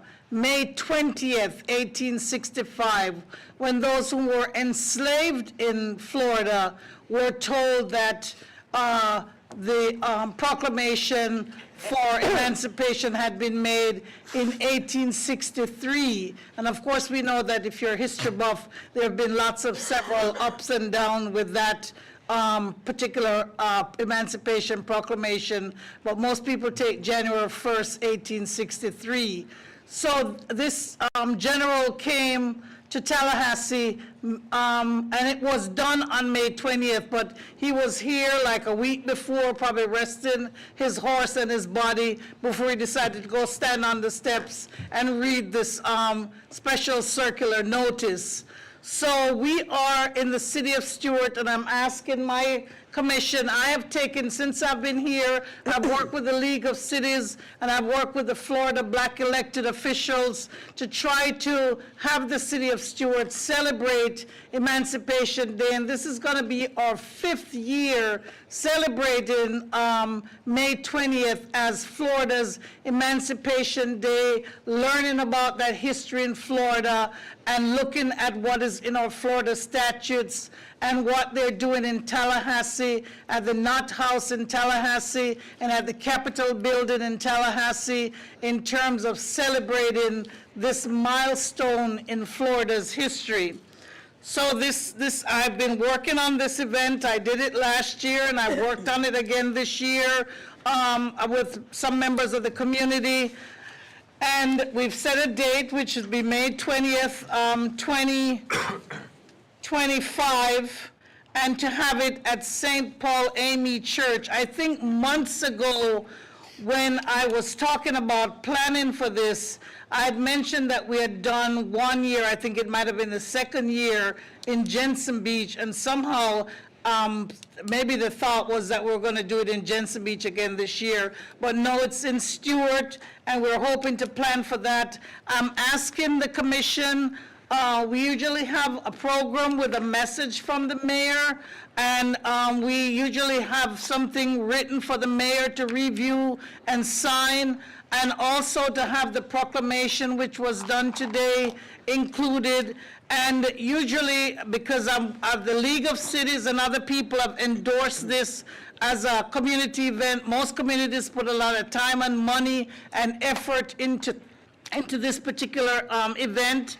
And I'm asking, I don't know if I need a motion, but at least I'll make a motion that the city of Stuart participates in this event, and that we do whatever we need to do to make sure that this event goes forward and represents our city well in terms of celebrating and educating about Florida's Emancipation Day.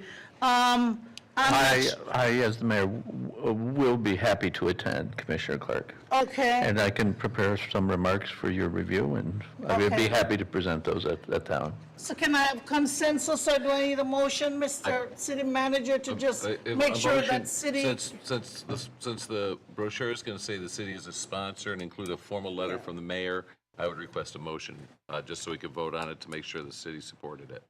Okay, I'm making a And we've done that in the motion past. that the city support Emancipation Day event. I'll second the motion. We have a motion by Commissioner Clark and a second by Commissioner Giobbi. Do we have any public comment on this motion? Seeing none, questions or comments by the commission? Seeing none, roll call, please. Commissioner Giobbi? Yes. Vice Mayor Collins? Yes. Mayor Rich? Yes. Commissioner Clark? Yes. Commissioner Reed? Yes. Thank you. Mayor, I have one more comment, but I'll have time to talk about it when we get to item number 15, the River of Grass petition and the updated paperwork, which we just got today, because I think that number 15 and 16, the work that's going on, there might be some things, I'll get into that when I discuss item number 15. Thank you. Okay, you'll hold your remarks until then. Yes, thank you, Commissioner sir. Clark. Mr. Vice Mayor? Yes, my comments were around bright line parking. When we were at that conflict resolution meeting, it seemed like the major focus was on parking, and if the city would provide the Stitman parking, and there was some back and forth about, Don was saying, wanted to have you work that out with him, and the more I've thought about this, it seems like that could be a huge issue there. If the county staff is currently parking on that site, and then Brightline would be taking that parking, pushing those people out potentially onto the street, on-street parking, where some amount of that parking with Civitas and the Elizabeth is already spoken for. I think that could create a huge issue. So what I wanted to get clarity on is making sure that nothing with regard to that could happen administratively, that would be coming in front of us to approve that's not something that's going to be. So the charter has the city manager with the authority to regulate and put signs up for parking. Right now, the parking is open to the public, which means anybody can park in it at any time. It was my intention, and that's what I think Don Donaldson was talking about, because I had said I was planning to do it before, was that at such time as Brightline did in fact open, I was proposing that the city would make 3-hour parking all of Flagler, the section on Stitman. And when you say Stitman, we had talked about painting the stripes in front of the water treatment plant on Stipman across the street from the baseball fields. Right now, we've estimate 94% of the users of the baseball field are not Stuart residents, they're actually Martin County or otherwise, but it doesn't matter, we just allow it to be a park.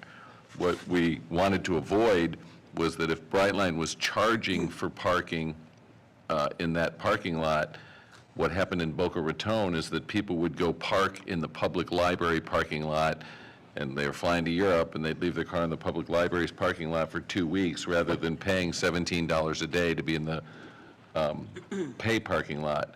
So my proposal was that I was going to make the public spaces that are free and unlimited now be limited to 3 hours, and then the proposal originally was that I would give the clerk of court stickers or whatever, some kind of identification that would allow those employees to park there for longer than 3 hours so that they wouldn't get a citation. If you guys don't want to do the stickers thing, or you want me to leave it as unlimited parking, that's fine with me. I would just like to make sure that whatever is going to happen, that this board is able to discuss that. So, Because I think right. it very well could be a much larger issue if we're displacing all of those county employees onto on-street, and especially if somehow the county would be allowed to use those city spaces on Stipman. Anybody can use the city spaces on Stipman now. But the county would be able to reserve those somehow for like staff. No, they wouldn't be reserved. No matter what, first of all, the Article 7, Section 10 of the Constitution prevents me from reserving public parking for private use or on something other than public purpose without demonstrating some RFP or some kind of proposal that has public benefit. But I just wanted to get out in front of this Right. before a potential grant is approved and it looks like it's reactionary and I'm trying to stop. Okay. I would like us to really talk about it and potentially study what's going to happen there. For what it's worth, right now, it's my intention to actually make it 3-hour parking on Stipman, on Flagler, on MLK, and on East Ocean Boulevard in front of the courthouse, so that people that are traveling or whatever can't just leave their car parked there for 2 weeks. If the commission doesn't want me to do that, obviously we have time because there isn't even anything going on there, please let me know and I won't do it. But the intention before was to do it just to push the people that were going to be leaving cars to have to park in that parking garage. Would you put together some kind of proposal for review to look at for us that would also include how that might affect, because Don kept referencing Stipman.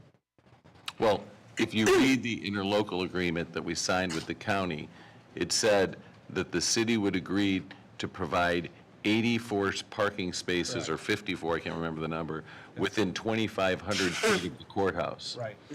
But we're already providing like 300 parking spaces within 25 feet of the courthouse, because we have all of the Wells Fargo parking, all of the tennis court parking, all of the baseball field parking, all of the Stipman parking, all of the Flagler parking, all of the East Ocean parking, all of the Denver parking, all of the Detroit parking.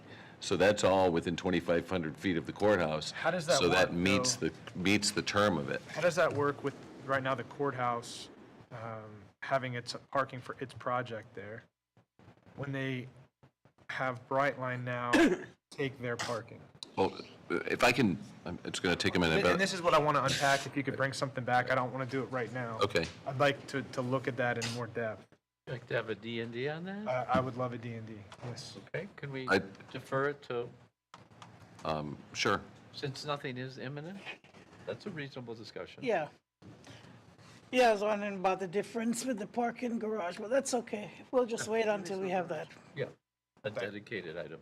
That was all. Thank you. Okay. You have no other comments? I'm done. And I have no comments. Mr. Mortel, do you have any information to share? A ton. Let's see. First, this has been referenced a little bit earlier in the meeting, but I will formalize it now. I think he ran and hid, right? Nope, there he is. This marks Chief Tuminelli's very last official city commission meeting. Should we clap? Are we happy? Moving forward, they will run very smoothly. Okay. No one will be arrested. He will be retiring on May 23rd, and as a result, this is officially his last meeting, and Joe's been with us as long as everybody except for Milton. And he will be missed, but I'm sure that it's bittersweet for him, and he obviously didn't even wear his uniform tonight. And then I was going to mention that, did you want to take some action on the Senate Bill 180, but Ben already talked about that. The BDB appointment, I didn't get any recommendations from anybody. Supposed to send something. And then the Housing Authority vacancies, I have been working on that. I had a nice meeting with Pearlie Clark today, and I'm still trying to meet with the Housing Authority representative, and we'll hopefully get them to come meet with you guys. We've had some success moving forward on the 10th Street traffic calming. There's currently a workshop scheduled for May 22nd from 5 to 7 p.m. Recognize this is not a city commission meeting. It is not intended for city commissioners to make any decisions, but rather we're notifying all the people in the community to come in, and they don't have to stay for the whole 2 hours. It's more of one of those things they're going to come in and just express their concerns so that we can kind of document everything as kind of a first step. That includes Dolphin, Madison, Flamingo, 7th, Kruger, Palm Beach Road, Ocean, and some others. And where is it? It's right here at the, it's going to be, Right in these chambers? that's my understanding, yes. Mr.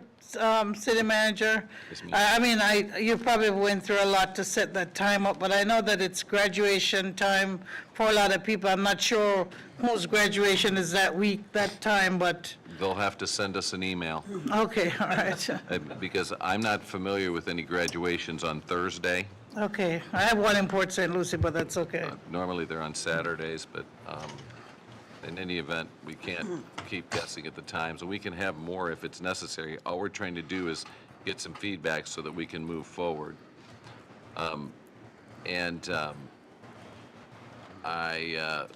Going through that, that's all I really have. I had some of the comments, but I don't think it's necessary, so I'm finished. Thank you, Mr. Martell. Can I get a motion for the approval of the agenda, please? Second. We have a motion very quickly by the Vice Mayor and a second by Commissioner Clark. Any comments from the public? Seeing none, all in favor? Aye. Opposed? None. Do we have any comments from the public, Madam Clerk, on non-agenda items? I have one comment. It's from Ron Osner. You approach the lectern, please, sir, and introduce yourself. You're going the wrong way.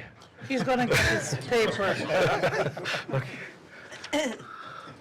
Did you steal that, Ron? Sir, I'm not sure. A gift for you all. Okay. I have a video. It's okay? Okay. Okay. Into the microphone, please. Go on the mic. Go on the mic. Ron Osner, Your address, please, sir. Northwest 13th Terrace, Stuart, Florida. Thank you. Okay. They put these signs up from the Treasure Coast Mall all the way down to the bottom of Hobe Sound, every single corner, and they put 5 of them in one spot, as long as your Podium. podium up there. Okay, and it's a blight. Plus the 15-foot flags, they put half a dozen of those out. Now they're putting blow-up tubes that are 20 feet up high, and they're whipping out into the road with the heavy wind this weekend. Nobody's doing anything about it. I asked Scott 2 weeks ago, can you, oh yeah, I'm going to get right on it. Nothing happened. I spoke to him Friday. He didn't write any citations. Okay, he says, well, I'm going to. I go, when? When, after they go out of business? They've been putting these up for 3 months now. I said, now that everybody's putting signs out. If I could just tell you, the west side of US 1 is not in the city limits, other than the very entrance to Palm Lake Park. And I drove by there and I did see those signs, and I can have code enforcement remove the signs that are in city property, or if it's on private property, obviously we cite them. But if you look at the map from the foot of the Roosevelt Bridge all the way to like the Hampton Inn, and the entrance of North River Shores right there is in, but then right when you get past that proposed dog park or dog bar, that Emerald Plaza becomes Martin County again, and it stays Martin County jurisdiction from that point forward. So it's a little bit of a complication, not to say that we won't have code enforcement go out there and address it, and we will remove the signs that are on the road, but Scott doesn't have the jurisdiction to cite that particular property because it's not actually in the city limits. Well, that's just the new place that new tenants are going into. They're advertising mattresses and everything else. But you get on Canner Highway and US 1, they've got a dozen signs on that corner. Then they hire people with backpacks that are coming, living in the woods over by there where Verizon was, and they bring them lunches and drinks. All that garbage is on the floor on that corner. They're hanging out there, like 3 and 4 of them, taking turns to hold the flag, the sale flag up. They've got half a dozen signs. Then across the street in the bank, they got signs up. Down in front of the Holiday Inn, down in front of Sushiyama, on the corner of the bank across the street on Canner over there. The place is polluted with signs, and if you want videos, I've got it of it. They're not pulling the signs. Scott's not pulling the signs.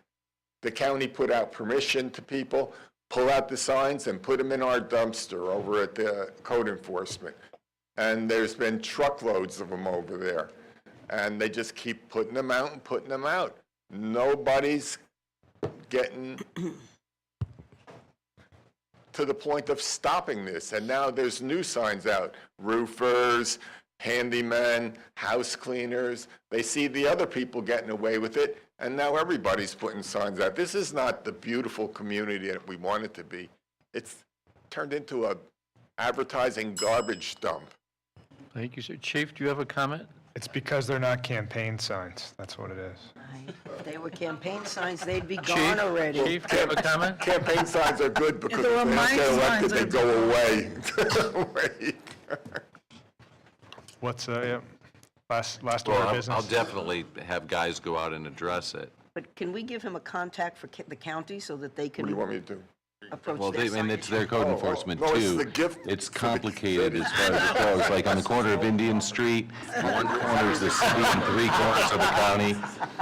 Giving away So stolen this has property. been going on for years, but we did have it in the. You gonna put him in cuffs, Chief? Is that what you're saying?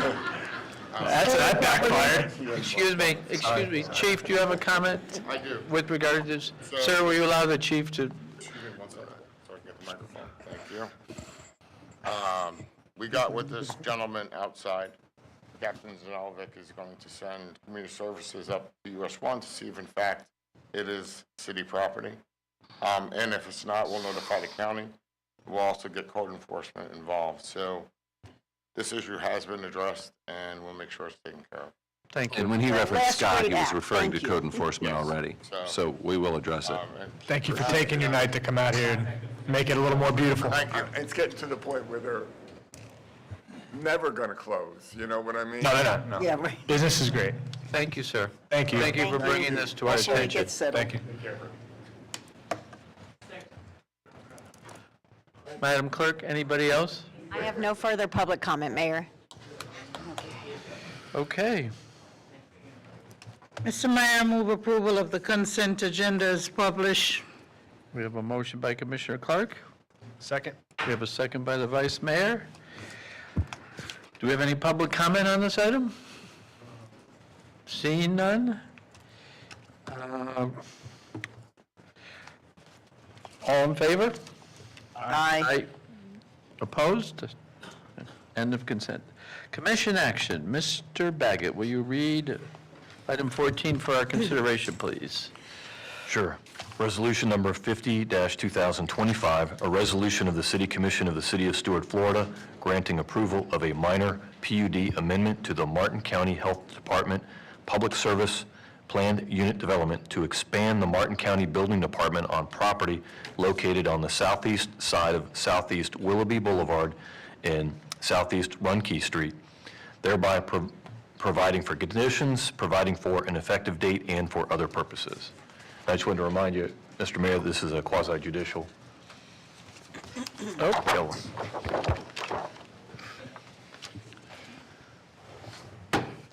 Okay. Do any of the commissioners have any ex parte communications? You can't make Mr. Doherty pick up the signs as part of the condition of approval.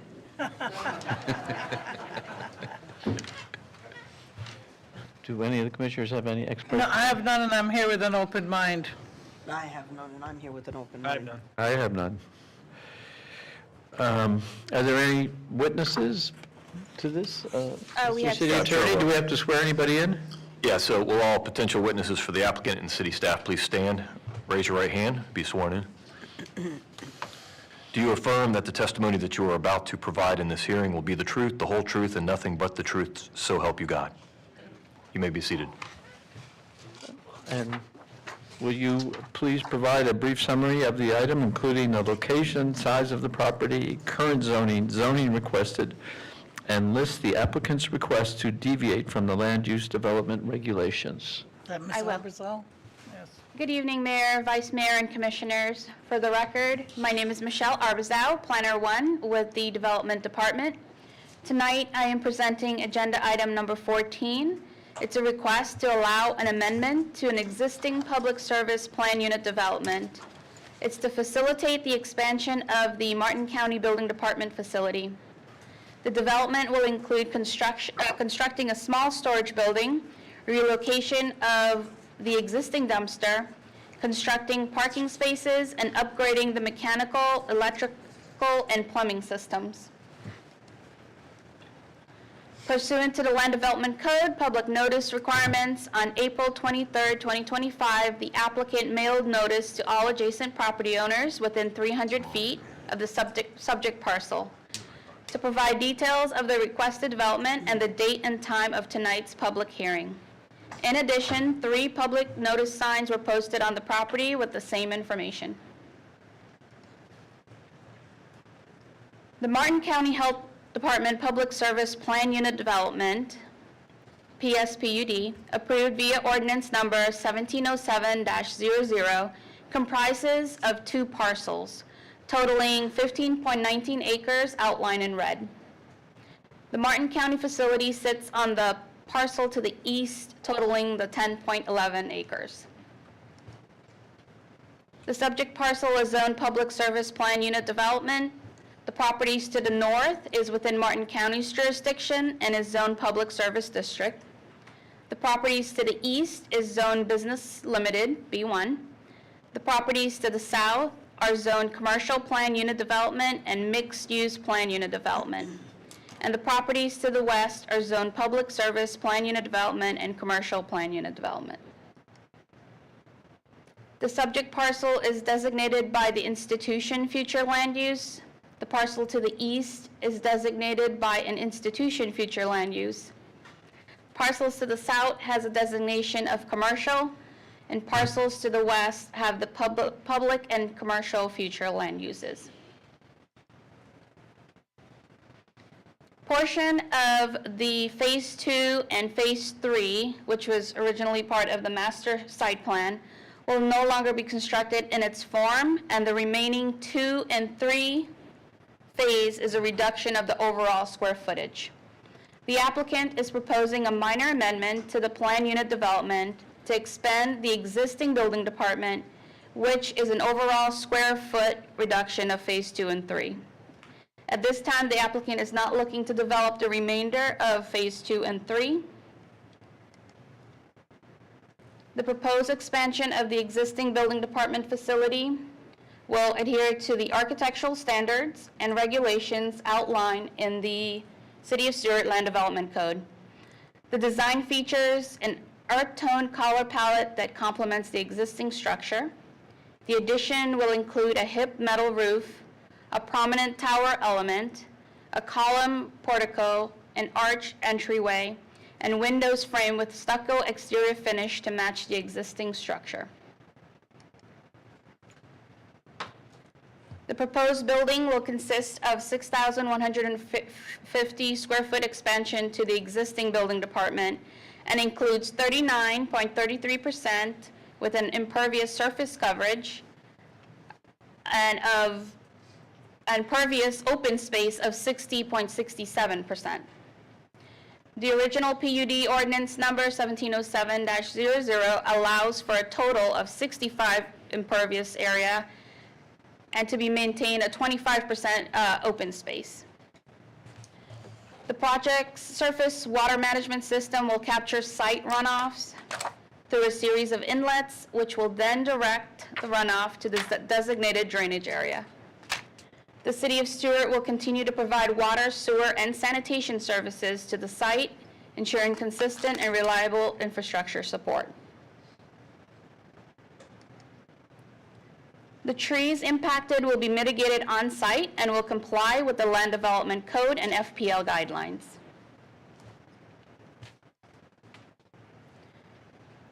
The existing parking lot site contains 290 spaces. The proposed building expansion will require an additional 21 spaces. The plan includes 37 new spaces to accommodate future needs. The traffic study impact analysis shows the proposed development will not create or excessively increase the traffic flow on the site. The projected trip generation for the proposed addition includes 139 daily trips, with 20 trips occurring during the AM peak hours and 23 trips during the PM peak hour. A traffic analysis determined that the project will not result in any deficiencies. Furthermore, a review of ingress turn lanes at the project driveways concluded that they are not warranted based on the anticipated traffic volumes. Staff does find the proposed development to be consistent with the city's land development regulations and comprehensive plan. This concludes my presentation. The applicant and staff are available for any questions the board may have. So you're sure it does? That it follows the city land development code? I'm just picking on you. Does the petitioner wish to present?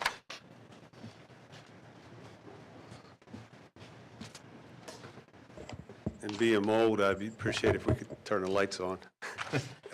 Thank you. Good evening. My name is Jeff Doherty, and I'm a proud city resident, but I'm not here tonight to be a city resident. I'm here on behalf of the Building Department of Martin County. Over at Willoughby Boulevard, in between Monterey and Indian Street, is probably the largest concentration of government services in the entire county. I have 17, I know, right here between the sheriff, public safety, fire rescue, property appraiser, tax collector, health department, Martin County High School, and on and on. So it affects everyone, particularly residents of the city as well. In particular, a couple things about the building department many people may not know. The building department is named the Larry Massing Building. Larry Massing, for the people who don't know, was one of the original firefighters at the city of Stuart back in the 70s. He worked his way up to be the fire marshal, and then also became the building official in the city of Stuart. So it marks a special place, not just for Martin County, but for the city. We dedicated it to him after he passed away about a year or so ago. The building is designed exactly to match what's there. And one of the reasons we're doing this building was originally built and designed in 2004, 2005 timeframe. And at that time, it was going to be community services and human services. However, during the construction, at some point they decided to keep them at the courthouse and move the building department over there. So it was never really constructed with the functionality of a building department in mind. Additionally, as time moved on, our functions with security and glass and separation have changed. There is a large conference room that we use for training for many, many things, a lot of people come in from the county, but outside the county, we have, and I hate to say this, code enforcement is in that building. So, you know, I didn't know I was going to run into that one tonight. But in any event, when we put this building on, let me give you a couple things we do in the building department. We do code enforcement. We do building code. We also provide building department services to the village of Indiantown and to Sewell's Point currently. We also back up Jupiter Island. We have provided services to the town of Ocean Breeze, and we have provided to the city of Stuart as they have with us, particularly when Larry was transitioning back and forth. So the building department there has functioned not only for the county, but every municipality in the county as well. We also do derelict vessel removal there. We did a couple for the city in the last couple of years as well. And a critical element of this is damage assessment immediately after the storms so that we can report to the state to get FEMA money. With that in mind, this will be a Category 4 building, not to be confused with a hurricane Category 4. It's a structural designation by the Florida Building Code where it is set for essential personnel to stay during a storm. Currently, the existing building is not built to that level because it predates a lot of those requirements and, again, was not built for the building department. This will satisfy that. We'll have a generator, and we'll have full capability to stay there during the storm if needed. So that's very important with that. And with that, other than any questions about code enforcement, I'd be glad to answer any other questions you have. Do any of the commissioners have any questions of the applicant? So this is an addendum to Phase 1? Phase 1, I believe, was the health department. Phase 2 was the building department. Okay. All of Phase 1, health department did not get built. There was a Phase 2 and Phase 3 in the health department. They did not get built.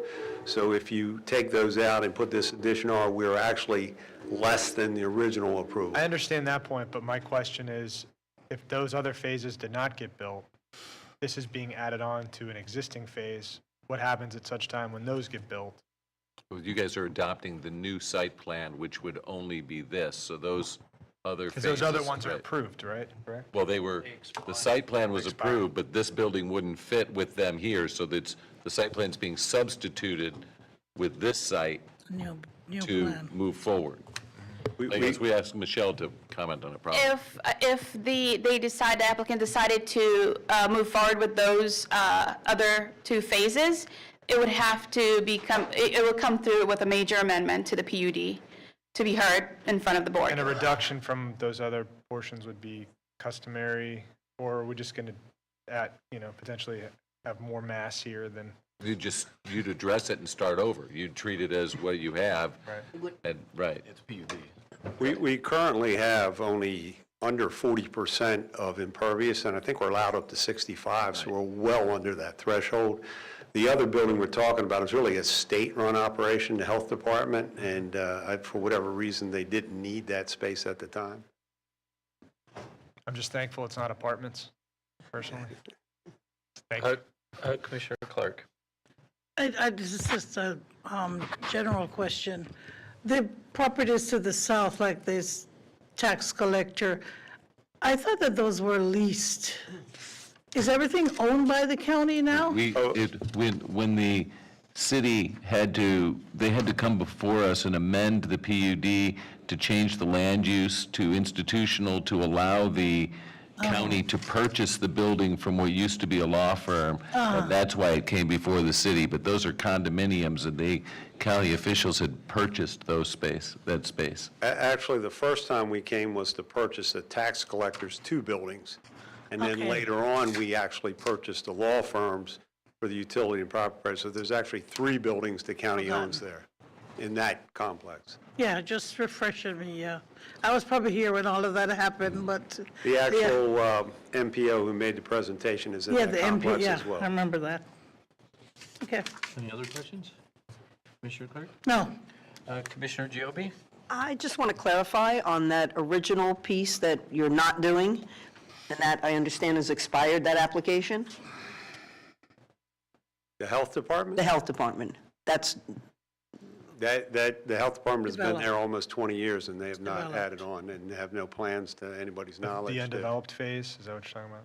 Right, the undeveloped phase. But it's my understanding that application expired. Am I incorrect? Or- It's part of the PUD. If they are going to move forward with developing the Phase 2 and 3, they would come in with a request for a major amendment to the PSPUD. It is this PUD. Like, this PUD is what it's under, so it can't be expired because Oh, okay. It's otherwise you vetted. wouldn't be here. So, So it wouldn't be a new application. It would right, so, be, well, it would be, Amendment. they'd have a new, because this is for a minor amendment. They're amending it to literally downsize it right now. Then if they wanted to come back and expand the health department, or build apartments, or add a Costco, whatever it might be, they'd have to come in for a major amendment. And that would be 2 hearings I before was the all commission. for it till he said. And the Costco. LPA. Excuse me, would you allow Mr. Baggett to answer? And the major amendment would require an LPA meeting and 2 public commission meetings. Yes. Whereas a minor, we only have required 1 Similar commission to meeting. East Stewart coming in and asking several committees to Commissioner review. Reed? Yeah, I have a question for staff. How come this wasn't a major development plan application versus minor? This, it is coming in under the square footage threshold. It's That would less be- than 10%. A 10% increase would require a major, and this is actually a reduction. Yeah, so I get that part. So when you compare the major versus minor, obviously the square footage is different, but then it talks about the land area. So when the development department decides if it triggers one of those, is that applicable then? For example, it says, I'm specifically looking at a public or private institutional development less than 1 acre in land area would be for a minor development plan application, and then for major, it's if it exceeds 1 This is an amendment. This isn't an application. This is an amendment to the PUD. The PUD was already approved. They come in, and let's say you're entitled to 100,000 square feet in your PUD. If they wanted to go to 111,000 square feet, it would require a major. But if they wanted to go to 102,000 square feet, because they were already at 100, that 2,000 wouldn't require an entire major PUD. You could do it with a minor amendment. In this case, they actually went down by 10,000 square feet, so it went smaller. Now, the commission could refuse to do a minor and could say, no, we want you to go to the LPA and we want you to have 2 public hearings. Do you have any additional questions, Commissioner Reed? Any other? You need a motion on this? No, we So that need to ask the petitioner if he wishes to offer any additional information. No, thank you. Okay, Yeah, we've discussed it without a motion. good decision. So, I got so the presentation, one so, question for staff. okay. When was this application submitted to complete?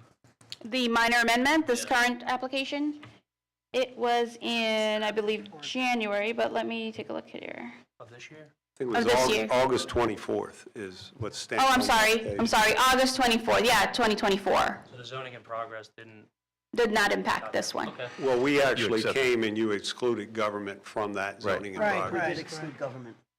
Then at that The meeting, application was before the the zoning. commission voted to allow it to go forward. Yeah, but the application was August what? The zip was 24. September 4th, but It was before. But no matter what applications we had to stop all of them, and they were stayed. They may fall under the prior rule when it was finished, but the commission voted in September to allow government applications to go forward at one of the meetings for this project. so if you submitted an application before the zoning in progress, they still would have been held up? Yes, that you were. You guys stopped everybody, so nobody could move forward unless there was an exception, because we didn't know what was going to be changed and what wasn't going to be changed. Parking. So everything was kind of on hold.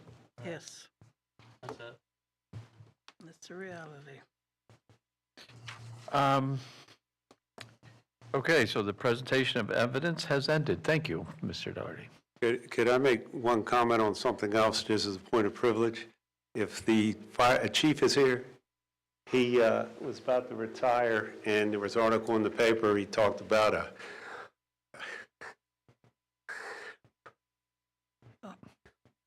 saving a boy's life. That was my son. Oh, my goodness. I wanted to thank him. Thank you.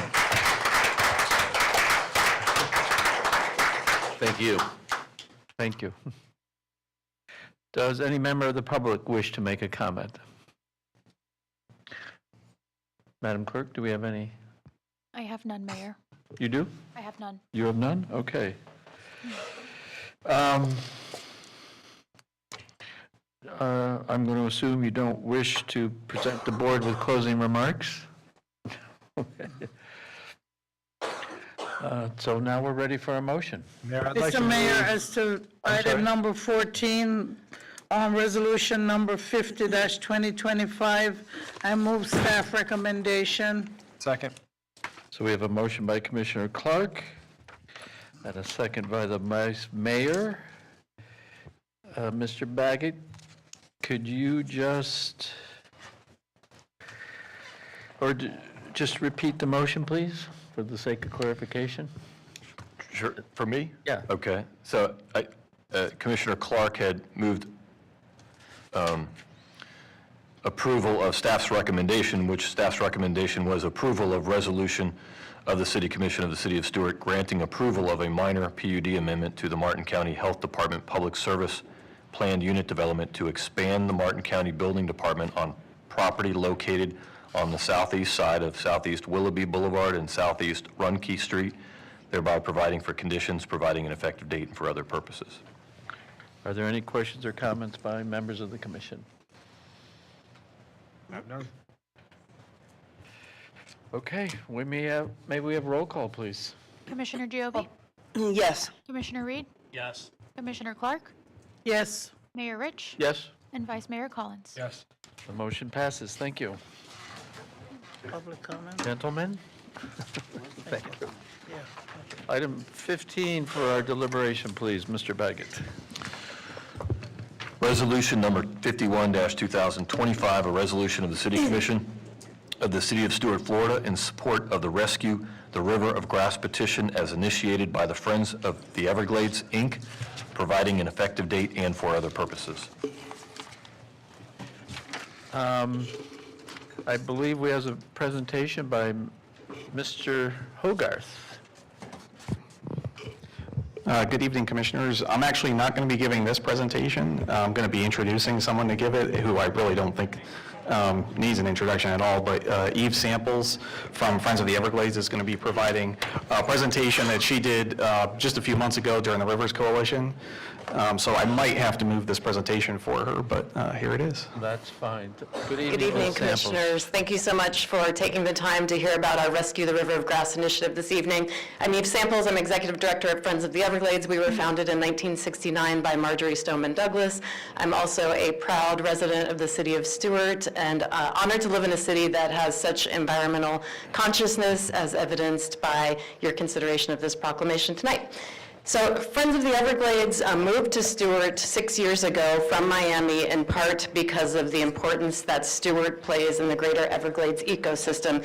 You all have seen maps like these. The historic Everglades was altered, and we are now discharged on repeatedly, decade after decade, due to Lake Okeechobee being replumbed and the southern flow of water in the River of Grass being disconnected. So for about a century, we have been on the receiving end of a damaged plumbing system. You can go to the next slide, Ben. All of you have been in Stuart for a number of years, regardless of the number of years you've served on this commission. So you know that images like this were devastating, conditions like this were devastating in our community back in 2005. This was Sewell's Point. But again, we relived conditions like this in 2013, 2016, 2018. When I was a columnist at the Stuart News, I wrote about this. We learned over the years that not only is this an environmental threat, this is a threat to our economy, it's a threat to our public health. In fact, Commissioner Clark, I remember you reading a tearful poem about the St. Lucie River during one of our river rallies during one of these lost summers we experienced. So you can advance to the next slide. And our community really rose to the occasion in terms of putting a spotlight on the solution. You'll recall the buy the land message that was spelled out on the beach at Stuart Beach. In the bottom left there is one of our board members, Blair Wickstrom, former publisher of Florida Sportsman magazine. Behind their old offices on Canner Highway in the city of Stuart, they had toxic algae blooms in 2016, 2018, and folks turned out and demanded change, and we got some of that change. You can advance to the next slide. And in fact, the conditions have continued over the years, if you don't mind moving ahead. One more, please. Okay, so 25 years after comprehensive Everglades restoration was approved, where are we now? We have a series of projects in motion, multi-billion-dollar projects, including the EAA reservoir that's underway south of Lake Okeechobee, and they will bring some degree of relief to the St. Lucie River, but they won't bring complete relief. They won't completely prevent discharges to the St. Lucie River, even if the EAA reservoir and associated projects function exactly as intended. So we at Friends of the Everglades set out about a year ago, and you can go to the next slide, Ben, please, to answer a question: what would it take to finish the job?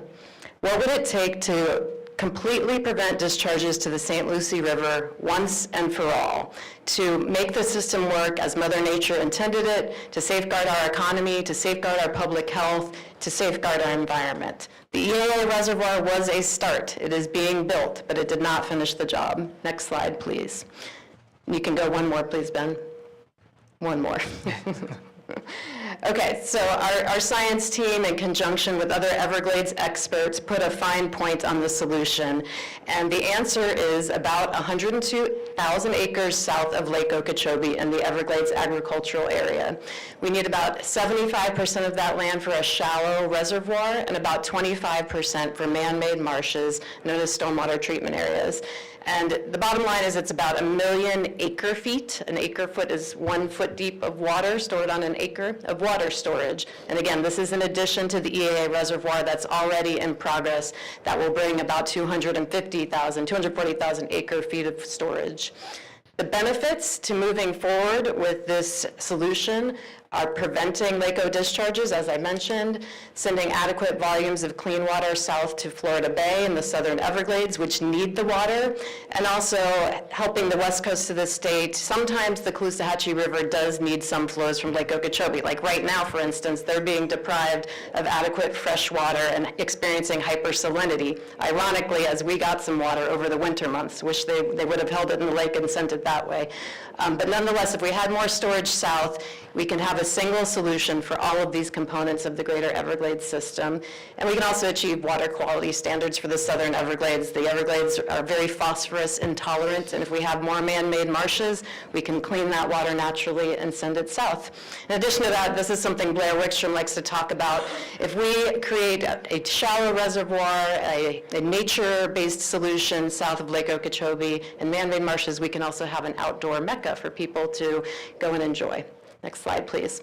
Okay, so I've thrown out a lot of big numbers at you, and I presented these to the Rivers Coalition too about 2 months ago. And I'm sure you're asking, how do we pay for 100,000 acres south of Lake Okeechobee? And there is a very obvious solution. So you remember that in 2014, voters approved Amendment 1, the Water and Land Legacy Amendment. Our research put a fine point on how much more money we have coming from that amendment. And the answer is $1.2 to $1.6 billion annually for the next 9 or so years. And that amendment was approved by 75% of Florida voters. And there's a very compelling case for spending a portion of that money south of Lake Okeechobee so that we can get the greatest bang for Floridians' bucks, stop discharges to the St. Lucie River once and for all, and have a solution that's lasting across the region. There's a cost of action. There's also a very high cost of inaction. So just to refresh your memory, in case it's been too long now, because it has been a number of years, in 2018, we had emergency declarations in Martin, St. Lucie, Palm Beach, and Lee counties due to toxic algae in our waterways. Tourism took a $2.62 billion hit from red tide. Red tide is fueled by Lake Okeechobee discharges, not caused by it, but exacerbated by it. Now, we did have some red tide on the East Coast in 2018. It's not typical, but we did experience it that year. Beach cleanups run in the millions when we experience marine life death during these toxic events, and real estate values take a hit. That's something that we know well on this coast, and the Rivers Coalition, which I'm also on the board of, has really tuned into. $1.95 billion potential property value lost in Martin and Lee counties in 2013 as a result of toxic algae blooms. Okay, so this Friends of the Everglades has revisited this solution because the EAA reservoir was built and planned on existing state-owned lands, and we want to finish the job. But this is not a new concept. I want to emphasize that back in 2005, the Everglades Coalition, which is about 60 groups across the state, identified the need for 150,000 acres south of Lake Okeechobee. There was another resolution in 2008, another in 2016. So this is not a radical idea. It's not a new idea. It's an overdue idea, and that's why we're moving forward with it. I'm really excited to tell you that we have some great allies on board. The Rivers Coalition has signed on, as I mentioned. The Indian River Keeper has signed on. Calusa Waterkeeper on the West Coast. More than 20,000 people have signed the petition so far. So why now? Why do we need to act on this right now? Well, I told you the clock is ticking on Amendment $1. We have about 9 years left to make sure that those land acquisition trust fund dollars are actually spent on land acquisition that benefits the citizens of Florida. And unfortunately, not all of those dollars have been spent wisely in the past, but we have a chance to make that good now. And importantly, to you all and to our community, we can't allow anyone to think that when SERP, the Comprehensive Everglades Restoration Plan projects are all complete, that we've finished the job. Because even when SERP is done, only about 50% of discharges to the St. Lucie River will be prevented. So let's move forward now. Let's finish the job. We had a start in 2018, and we had Senator Joe Negron as Senate President, and the EAA reservoir was approved and eventually authorized, but let's finish the job now before the land south of Lake Okeechobee is developed in other ways, and we're seeing a lot of pressures there for that to happen. I mentioned we have more than 20,000 signatures, dozens of organizations and businesses that have signed on, and we would be absolutely honored to have the City of Stuart join us in supporting this resolution that we've brought to you today. I'll be happy to take any questions. I recognize that guy. Any questions of Ms. Samples from the commission? I don't have any question, but Commissioner Clark? thank you. Since Ms. Samples brought it up, and I know that we have an item after this to discuss, but this is my comment. I hope it doesn't go over 2 hours or so. It's the... We do too. You mentioned this. Thank you, Eve. This was done back in July 25th, 2013. St. Lucie River Cry. Stuart on the St. Lucie, a place of such charm and awesome beauty. A river runs through it, that's what they say. A quaint yet stimulating place to spend your day. Save our river, oh please, save our river. Save our river from pollution and extinction. We owe it to our children, do it with conviction. Clean up the river. Oh, please, clean up the river.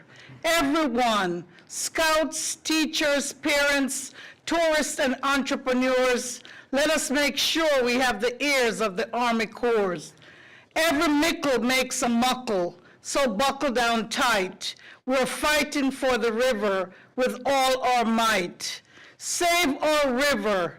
Oh, please, save our river. Clean up the river. Oh, please, clean up the river. Thank you. Commissioner. There's a reason I remembered that. So how much of that annual Amendment 1 money would you think would be required? So this initiative is about getting the legislature to appropriate Amendment 1 money south of the lake. We have analyzed property values south of the lake, and the range, I think there was a slide, I may have removed it for this presentation. It's anywhere from $1 to $2 billion total. But again, we have 1.2 to 1.6 coming annually for the next 9 years. But All you would need is 1 year's? No. We would need, billion a there are a number of ways to do it, depending on how the legislature wants to appropriate it. It could be a designated amount for multiple years, and right now we're in public awareness building, momentum building, part of this campaign, and then we're going to move to Tallahassee, where we've got to put the pressure on so that these legislators that are a 6-hour drive away start doing what's in the best interest of our community. So there are a number of ways to handle the Amendment 1 appropriations, and we're examining that with our legislative allies. Okay. I thank you for what you're doing. Thank you. I know you're working hard. Thank you. I know a number of you commissioners come to Rivers Coalition meetings, and we have a mission to stop the discharges. That is the core mission of the Rivers Coalition, and thank you for paying attention to it. I think the city of Stuart's very lucky to have elected officials who really are willing to fight this fight. And the late editor of the Stuart News, Ernie Lyons, for whom there is a bridge named after in Stuart, said, "What men do, they can undo." And I really believe that's true. We know the solution. We even have money for the solution now. Let's act on it, and we can make this happen in our lifetimes. So are you presenting it as an all or none proposition, or are you presenting it to the legislature in stages that they can start taking bites out of it? Right now, we're looking for conceptual support of this scientifically backed solution, and our precise legislative strategies will be mapped out ahead of next session. Okay. I hope that's not too coy. No, that makes sense. Okay. Any other questions? Mr. Mayor, the resolution that was in the package versus what was on our desk today, is this an updated version if we wanted to make a motion as to Resolution 51-2025? Mr. Baggett, is there any? Difference in the I didn't know there was a difference, so. I didn't know there was an update either. I didn't know. Okay, I just have a printed one. Maybe I'd ask her to print it out, that's why. I just thought maybe she had printed out a different version. Okay, so, Mr. Mayor, can I make a motion You with? certainly may. With regard to resolution number 51-2025, that we approve, this is resolution of the City Commission of the City of Stuart, Florida, in support of the Rescue the River of Grass petition as initiated by the Friends of the Everglades, Inc., providing for an effective date and for the purposes that we approve this resolution and support the Everglades Foundation, the Friends of the Everglades. I'll second the motion. We have a motion by Commissioner Clark and a second by Commissioner Giobbe. Is there any comments from the public on this item? I have none, Mayor Rich. None? Seeing none, are there any questions or comments from the commissioners? Yes. If we do some work here in the city of Stuart, I guess, will we have your corporation and you'll ask our corporation also to work towards this? Absolutely. Land purchase and the entire whole process? We would love to be partners in that. I know you have an important agenda item following this as it relates to protection of the St. Lucie River and environmental attorney. We would be honored to be partners with you. Thank you. Commissioner Reed. Yes, does this resolution mean that we support the Army Corps of Engineers and LOSUM and them discharge into our river at all? It definitely does not mean that. It means quite the opposite of that. The resolution aims to find an end to that harmful practice that we've all been forced to live with. The SERP, which is the Comprehensive Everglades Restoration Plan, is a long-term plan which includes the construction of the stormwater treatment areas both north and south of the lake, and also included WERDA, but as part of the SERP, they adopted LOSUM, and LOSUM is a phase of the long-term SERP plan. Currently, LOSUM does have language as it relates to the STAs and direction to the Army Corps of Engineers to balance the discharges between the health and safety of the human people living south of the lake, and specific instructions not to discharge into the Everglades, and to take consideration as to whether those discharges would go into the St. Lucie River. So it is connected to each other. It's not to say that it's not, but this resolution is more directed toward the SERP plan and the stormwater treatment areas to clean the water that's going south as much as it really doesn't address water going into the river, because it doesn't, like you said, want water going into the river. Mr. Mayor, if I may just clarify one point. LOSUM is separate from SERP. It's not part of the comprehensive Everglades Restoration Plan. LOSUM is a lake management plan of the Army Corps of Engineers. There is obviously some interaction, but it is separate. And this will give you, sorry, Mr. Reed, sorry. Oh, no, sorry, Commissioner, it was Ben Hogarth. Oh, I thought it was Mr. Reed's voice I heard. Okay. I just wanted to also, off of what Eve said, to kind of clarify is, I'm not particularly concerned with any kind of conflict here, and the reason is very simple, and Eve substantially said it, which is LOSUM is an operational guidance for, for discharges. SERP is really the project component. And our position with, for example, the savings clause was substantially that the sugar companies that were filing suit against the Corps were taking the position that the operations and the projects all are synonymous and all together, and that was not the original intent.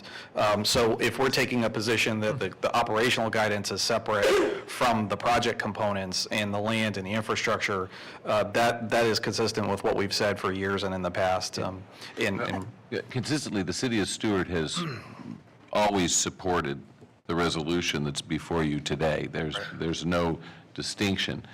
The tie-in here is that the next agenda item, you're going to be giving direction to an environmental lawyer, and that direction could be contradictory toward whatever it is you're adopting here. But it's, the city has always supported stopping the discharges, saving the Everglades, and cleaning up the polluted water, and obviously the stormwater treatment areas are a solution that was approved many years ago or adopted as a consensus, as a means to giving the water a way to get filtered before it goes into the Everglades. We found that it doesn't get filtered as well as we thought it would. Obviously, the better solution would be no water being polluted going into Lake Okeechobee in the first place, but, there's lots of hurdles there. Just one brief comment, if I may, Mr. Mayor. I think that our resolution in this position will be very consistent with anything that an environmental attorney would move forward with. We know that the only way to stop discharges completely is more land for water storage and treatment south of the lake. And, we can talk about any details that might need to be adjusted over the years, but the core concept of what we're discussing now and what you're going to be discussing next, I think, are very much in alignment. And Go ahead, Commissioner Clark. this type of support would allow you to work on getting those $1.2 billion? Yes, absolutely. The City of Stuart will be our first local government supporting this resolution, and we plan to bring it to more local governments. We have interest from some others already, so you're leading the way, and I thank you for that. Thank you. Yeah, unfortunately, we do not have that much. Okay, any other questions or comments? Commissioner Reed? I had one more for you, Eve. With all this water storage, how much would it lower the water level in Lake Okeechobee? So right now, the EAA reservoir that is underway would lower the lake by about half a foot. And that tells you why it doesn't stop discharges, right? With the rest of the water storage that we're talking about, I'll have to get back to you with an exact answer to that, and I know exactly the Everglades hydrologist who could answer it. And also, I would like to compliment, I just noticed you have an Ernest Lyons quote on your laptop. Yeah, I was just curious. I know it said 6 inches from what was already approved, and, all right. Thank you. Mr. Hogarth, is the lake in danger of going under 11 feet? It is currently just under 11 feet right now. And what happens with the new LOSUM direction when it goes under 11 feet? Well, the last projection we heard from the Corps was that it wouldn't potentially, their forecast was not that it would touch the water shortage management line. If it does, of course, that would prevent them from discharging south like they've continued. The West Coast is concerned because they need some hydrologic flow to establish a balance between, tidal motion. So if if it hits the water shortage management line, they'll have to cease all discharges south and west, to my understanding. Of course, to us, they've stopped for a little Isn't while. there some restriction on them discharging, though, for 5 years if it goes under 11 feet? Well, I didn't want to get into the minutia of, so that was Recover, which was a special component that we just did this year. And ironically, the last time that we had substantial discharges to the volume was about 5 years ago. So it was ironic that they did Recover, and it'd really been 5 years since we had substantial discharges. But with that said, they've met the target so far, and we're just waiting to see if it stays under a certain elevation, maybe 12 and a half, but really 12, 11 feet for 60, 90 days, depending on the elevation we're talking about. And we're probably going to hit that unless we just start getting a monsoon, so. Is there a trigger if it goes too low? There's In Recover? the LOSUM triggers restrictions on additional recovery operations, If it correct? goes too low? So the whole point of Recover for the lake is recovery of SAV. Recover for the coastal community, so the Caloosahatchee and the St. Lucie is more salinity-based, the way it works.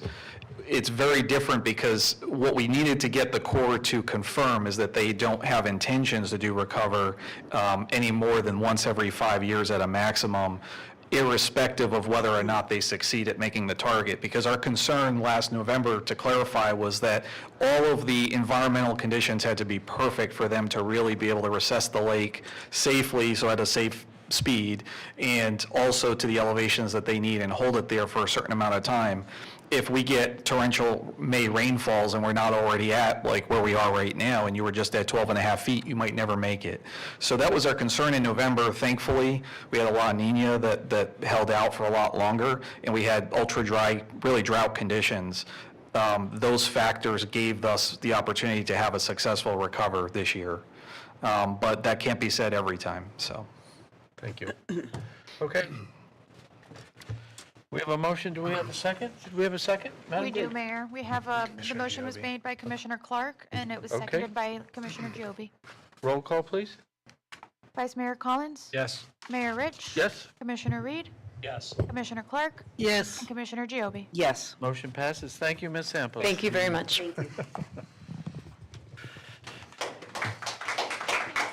Mr. Baggett, will you read item 16 for our consideration, please? Resolution number 52-2025, a resolution of the City Commission of the City of Stuart, Florida, selecting an environmental attorney and directing the city staff to negotiate a contract to be approved by the City Commission and providing for an effective date. Do we have a presentation by staff on this? I don't think we need one. What's that? We have no presentation by any staff on this, do we? Staff didn't do any interviewing, Right, so we okay. can't I'm just comment checking. really on the applicants in any way. Can we have a motion and a second? So just to have discussion or for who to select? Just to have discussion, which will, I assume, lead to a selection. We don't have a motion and second, there's nothing to Because discuss. as part of the motion, it would be a particular person or just? Can I ask Roz to guide us a little bit? Certainly. Because I didn't fill out a form to grade anybody or do anything, and I don't know if we're going to do it. That was not a in a requirement. public That was meeting. your It was a choice, Commissioner requirement. Clark. Yeah, I know. Yes, those forms were just to guide the process if you chose to use them, but you didn't have to. So tonight we'll just be discussing the candidates as you all wish, and then making a selection if you arrive at that conclusion, and we work on getting a negotiation going with that candidate. So for purposes of discussion, I would move that we select Ruth Holmes as our environmental attorney. I'll second that. We have a motion by Commissioner Clark, a motion by the Vice Mayor, and a second by Commissioner Reed. Do we have any comments from the public regarding this item? Do you have any? I do, Mayor. Mr. Max Stuckey?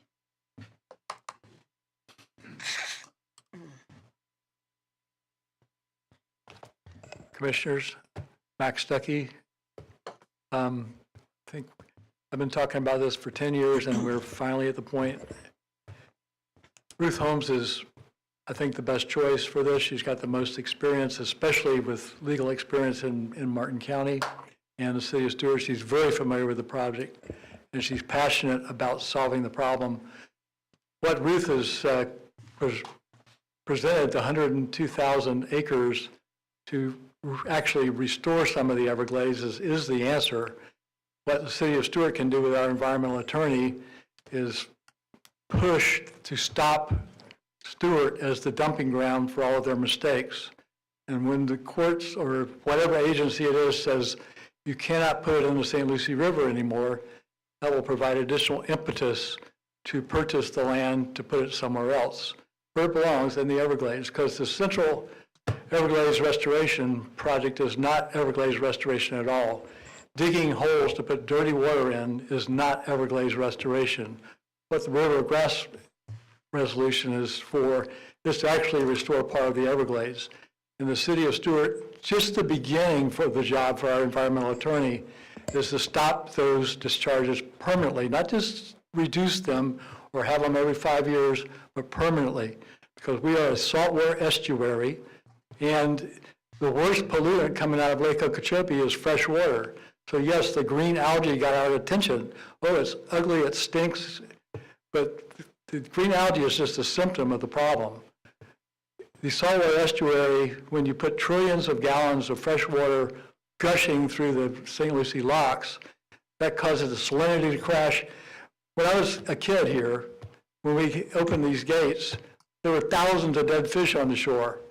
Now there's no dead fish because there's no fish there, except for the trash fish that are left. So our environmental attorney, first job, stop the discharges, work with whoever we have to work to stop them. That's just the beginning of the job. The next part is when they permanently stop the discharges, is to say, hey guys, come and clean up the destruction that you caused over the last 100 years. And that will take longer. And it may be the government that cleans up the river, or it may be federal and state or private grants that participate in that. But this environmental attorney position is a lifetime, forever position for the city of Stuart, because the city of Stuart is impacted more by mismanagement of Lake Okeechobee than any other part of the state of Florida, which is why it is right and proper for us to take the lead in stopping this. And I thank you for considering doing this, and it's the only thing that will work. Nothing that we have tried for the last 100 years has worked. This has to work. We can never give up. Thank you. Thank you, Mayor. Thank you, Mr. Stuckey. Anybody else, Madam Clerk? I have no more, Mayor Rich. Any questions or comments by the commission regarding this motion? Commissioner Giobi? Yes. I just wanted to thank Ms. Johnson and the HR staff for making the process of interviewing the attorneys smooth and easy. Thank you so much. And of course, wanted to thank all the attorneys who spent time to come here and interview. Thank you. Mr. Mayor, may I echo that also? You Thank certainly you. may, Yes. Commissioner Clark. I echo. Echo. Okay. And for clarification, I'm assuming that the motion is to have the city attorney negotiate with this candidate and return with a contract for approval. Yes. Ross negotiates? That's the city attorney normally. It can be whoever you guys want it to be. On top of that, you also, That did you language guys, is in the did you guys have a beginning date that you wanted them to start? ASAP. So I mean, so do you want him to return on May 28th? I mean, that's our next meeting. That's why I'm kind of bringing it up, just to put some timeframes in it. And obviously, the candidate's going to have to, her schedule's going to have an effect. I know that she was involved in some litigation that, with South Florida Water Management, that she may need to retain for a while, but I don't think that'll be conflict at all because it'll be consistent with her position. Mr. Mayor. Commissioner Clark? I must say that I had at least 3, but definitely 2 candidates, but I think the main thing was the experience and knowledge in the local area and the foresight for a lot of potential future things and connections, and I think that that's why I chose that particular candidate. But we had very good candidates. I would just like to speak out in favor of Ms. Kelly. I was surprised at the quality of these candidates. She was my second. I was very impressed by the gentleman with the most experience, Yeah. he actually seemed to be the most creative thinker and the most novel ideas, which is what it's going to take. We might be giving him some phone calls. Harvey. Consultant, yeah. What they all agreed on is the opportunity exists because of the Supreme Court Chevron decision, and that this fight's effectively going to take place around the Clean Water Act at a federal level, because the state has supplanted us. That's the reality of what it is now.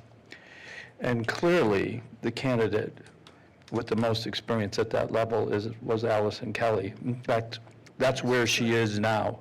She has the greatest variety of experience. She's won legal battles on a national level. If you read her CV, she collaborated with internal scientists and outside experts, policy advocates, as well as external coalition partners to formulate strategies to address the adverse.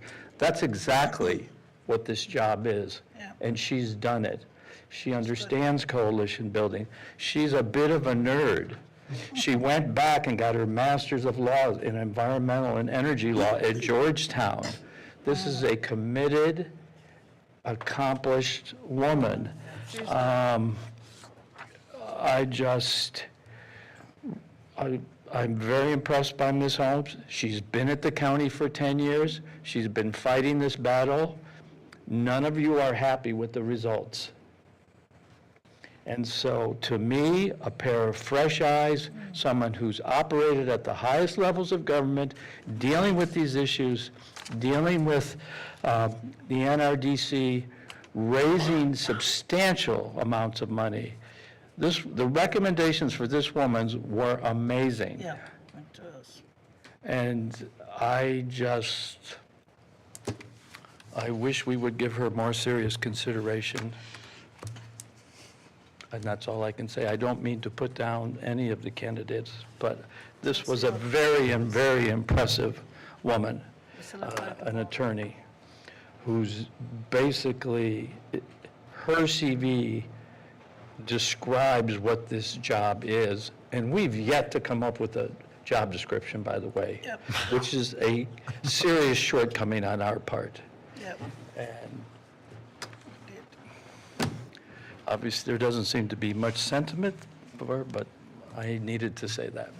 Well, We haven't voted yet. I would say that, Alice, you know, it's a nice problem to have when you are stacked with really well-qualified human beings for a job. And they all have various superpowers. I wish I could sort of have all of them for various parts of what I think this job will entail. Allison is fantastic. I would not argue with you at all, but I see her superpower in more of a diplomatic role, where I see Ruth as slightly beating her out for what I perceive as the consensus of this board in different directions that we've discussed. So I don't disagree with you. I think Allison is fantastic. I love Harvey. Like, all of these were great candidates. I just personally think that Ruth edges out slightly in terms of her experience at the county, her familiarity with this issue, and I hope she picks up where she left off at the county and is able to do what, you know, she was working on doing before she wasn't able to do it. I don't see her as a diplomat. I see her as a coalition builder, and she's fought and won. She stopped drilling on the West Coast on, you know, public land. So she's fought these battles. The NRDC fights battles. They're not diplomats. They're warriors. That's what they do. And so I disagree with that description of her. In fact, that experience is invaluable. Commissioner Giobbe. Yes, I wanted to take a moment to thank Attorney Stuckey, who has given a good portion of his life for hopefully arriving at the cleanup and the clear waters in the St. Lucie. So we're here today, and we're making this decision based on your determination, so thank you so much. Thank you, Mac. Any other comments or questions from the commissioners? At some point, are we going to come up with a job description We have one. Public. to assist in the negotiations? We have a job description. There is a job description. It was in The RFP has kind of, all right. So, Roll call, please. did we have the This is, public? could you just repeat the motion? So the- It's quite specific. So the motion was to select Ruth Holmes as an environmental attorney and negotiate a contract to bring back at the next commission meeting, which is May 27th. Roll call, please. I said 28th. Commissioner Giovi? I'm sorry. Yes. I'm sorry. I had said 28th earlier, Is but that was a- sufficient, it's Mr. 27th Martell? is It's the appropriate, yes. 27th. Okay. I was just I'm sorry to mistaken. interrupt you. That's okay. Commissioner Giovi? Yes. Commissioner Reed? Yes. Commissioner Clark? Yes. Vice Mayor Collins? Yes. And Mayor Rich, my apologies. My apologies, Mayor Rich. Yes. Thank you. Motion passes. Thank you, Mac. Will you read item 17 for our consideration? The second reading, Mr. Baggett. Of course. Ordinance number 2542-2025, an ordinance of the City of Stuart, Florida, amending Part 2, Chapter 30, Parks and Recreational Areas, Sections 30-3 through 30-5 of the City of Stuart's Code of Ordinances by adding certain provisions related to trespass warnings in the appeal process for trespass warnings under certain circumstances for public property and other property generally open to the public, providing for the repeal of prior ordinances and resolutions, providing for codification, providing for severability, providing for an effective date and for other purposes. We had the first hearing at the last commission meeting and that we had gone through, and I had explained this to you before. This is the second reading, so this will be the final reading. Hopefully you will vote on. Basically, Florida, and there might be some confusion, there was Florida statute section 125.0231, which I've identified in the agenda summary. That came up where they were now requiring cities and counties to enforce and not allow homelessness or sleeping in on public properties, and there's a mechanism that we can be sued if we don't do it. We already had an ordinance in place that prohibited overnight camping and sleeping in our public parks and public right-of-ways and public buildings. What I did is, and when that came up, I reviewed our ordinance, and typically, if one of our police officers finds someone that is camping in our parks, they would normally do a warning, a trespass warning. And our ordinance didn't address trespass warning. So the case law basically dictates what you need to do in a trespass warning situation, and the case law requires that you have an appeal process to give anybody that's been issued a trespass warning, they have their due process rights and can appeal this warning. Hey, this was a mistake. I should not have been issued this warning. I should be allowed in the park. So what we did is we added the appeal process for anybody that is issued a trespass warning. And what that entails is within 30 days, they'll have to send me an objection to appeal within 30 days of being issued a trespass warning. And then what I will do is set it up on the next magistrate hearing. So we have once a month, we have the magistrate hears all code violations, and so that would be selected there, and that individual will be able to petition and appeal the trespass warning. And that's what the changes are, the additions to the code are. How many trespass warnings has the city issued in the past? I don't know, Kendra, you might be able to help that, I don't know. So I don't know that we issue, go ahead and come up if you want to, but what we normally do is just the police officer Ask would them go to to the move person along. sleeping and say, hey, you can't be asleep in the park. Our parks all close at dusk. So I don't know that we issue trespass warnings as much as we say the park's closed. You don't have to go home, but you can't stay here. That's correct. I don't have specific numbers. I know at times some trespass warnings have been issued on the public property, but we more so use them on private property. If the Walmart says, we don't want you on our property, they issue the warning, issue it to the person, they leave. Now that we're addressing it with the public spaces through this, We will be issuing a written warning in the future to have documentation to be consistent with the law and the purpose moving forward. So do you really think you will be issuing trespass notices on public property? We have to. We have to? Well, the reason why is because this lawsuit that can sue us. So right now, it's very informal. All of the police officers that work in the city of Stuart can tell you an example of a time that someone was camping on public right-of-way or on a bench or in a park where they had to cordially help them leave. They didn't get arrested, nothing happened. They just said, look, man, you got to move. I can't let you stay here. And the person leaves. The problem is, if 2 years from now we get sued because someone's camping on a bench on the side of the street, and the lawyer says, the city's done absolutely nothing since the entrance of that ordinance or that state law, and we don't have a single written warning to a single person for the entire time, it'll look like we've done nothing.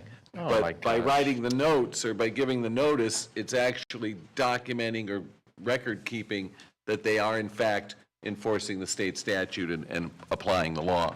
Yeah, that's correct. And we've updated our policy and tracking of the calls for service so that we have, proper documentation that is being addressed when it's being brought to our attention. Does the trespass notice carry a fine?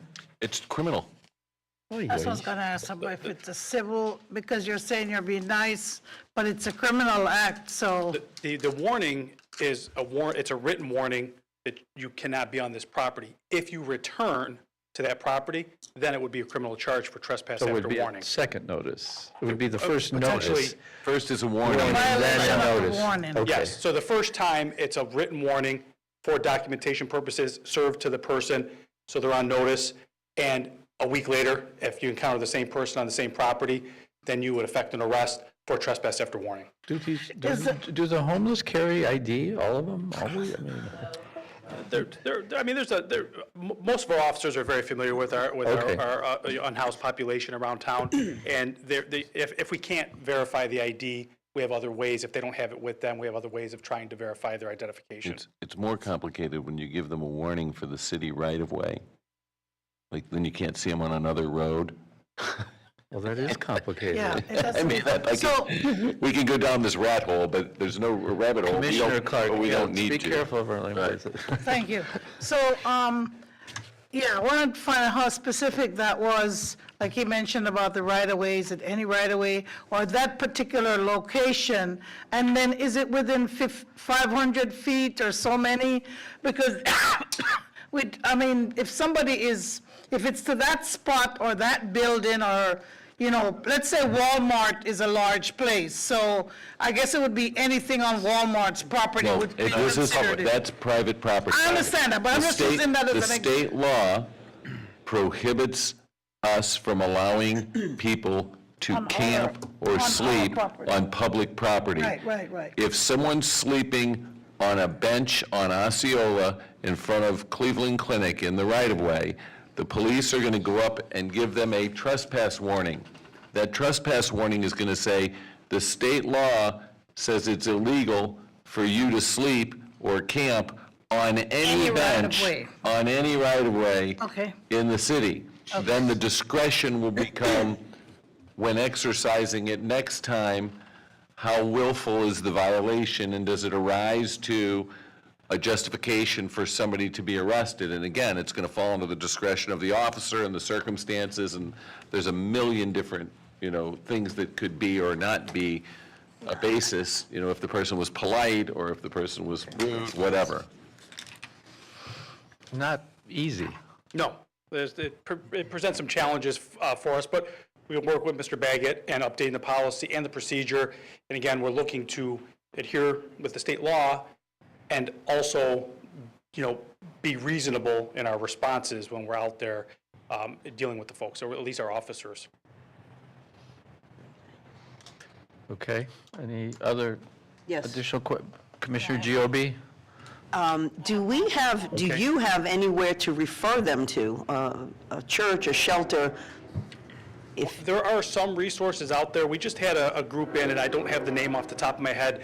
They're out of St. Lucie County, but they are looking for referrals for unhoused or homeless individuals, so they could try to work. Helpers are here. Okay. Tent City Helpers. Right, Yeah. and I have not specifically spoken with this gentleman or those folks myself, but there's a group that just recently came to town that asked if we would make referrals. I sent one personally myself. Okay. They asked that the officer remain there with the person to direct these folks in, but that sometimes it's not, time efficient. So we're trying to provide as much detail as we can to them so they can come back and locate this individual. And if they offer services or can help them, we're certainly happy to make that referral.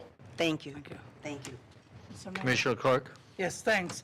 So, like, along those lines, Commissioner Giobbe, it's nice to give them an opportunity to have a redress or to appeal or whatever, but, if somebody's homeless, what we need to look at as a city or as a community, and I know that it's not just the city of Stuart that has this problem, but I think what people are wanting to find out is that if the governor and everybody is saying that you can't be on the sidewalks, you can't be in the park, you can't be in the woods, what are we doing and how can we help people? And I think that that question has come up. People have asked for summits and seminars and discussions to figure out what needs to happen. People who've been serving food, pancakes and other things on Saturday mornings in the park, they've been providing food to people. They're worried that, how do they help? Because genuinely people need help. The statute also includes some language, and I know the county has been looking into it, that requires the counties to provide some form of shelter or some location identified, but the state put it on at a county level.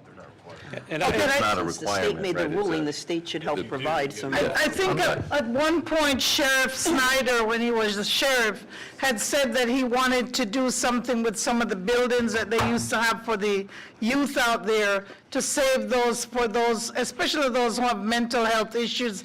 But it was, I heard that the general idea was that people didn't want to come out of the woods and live in a concrete building and have a regular bath. They wanted to stay in the woods.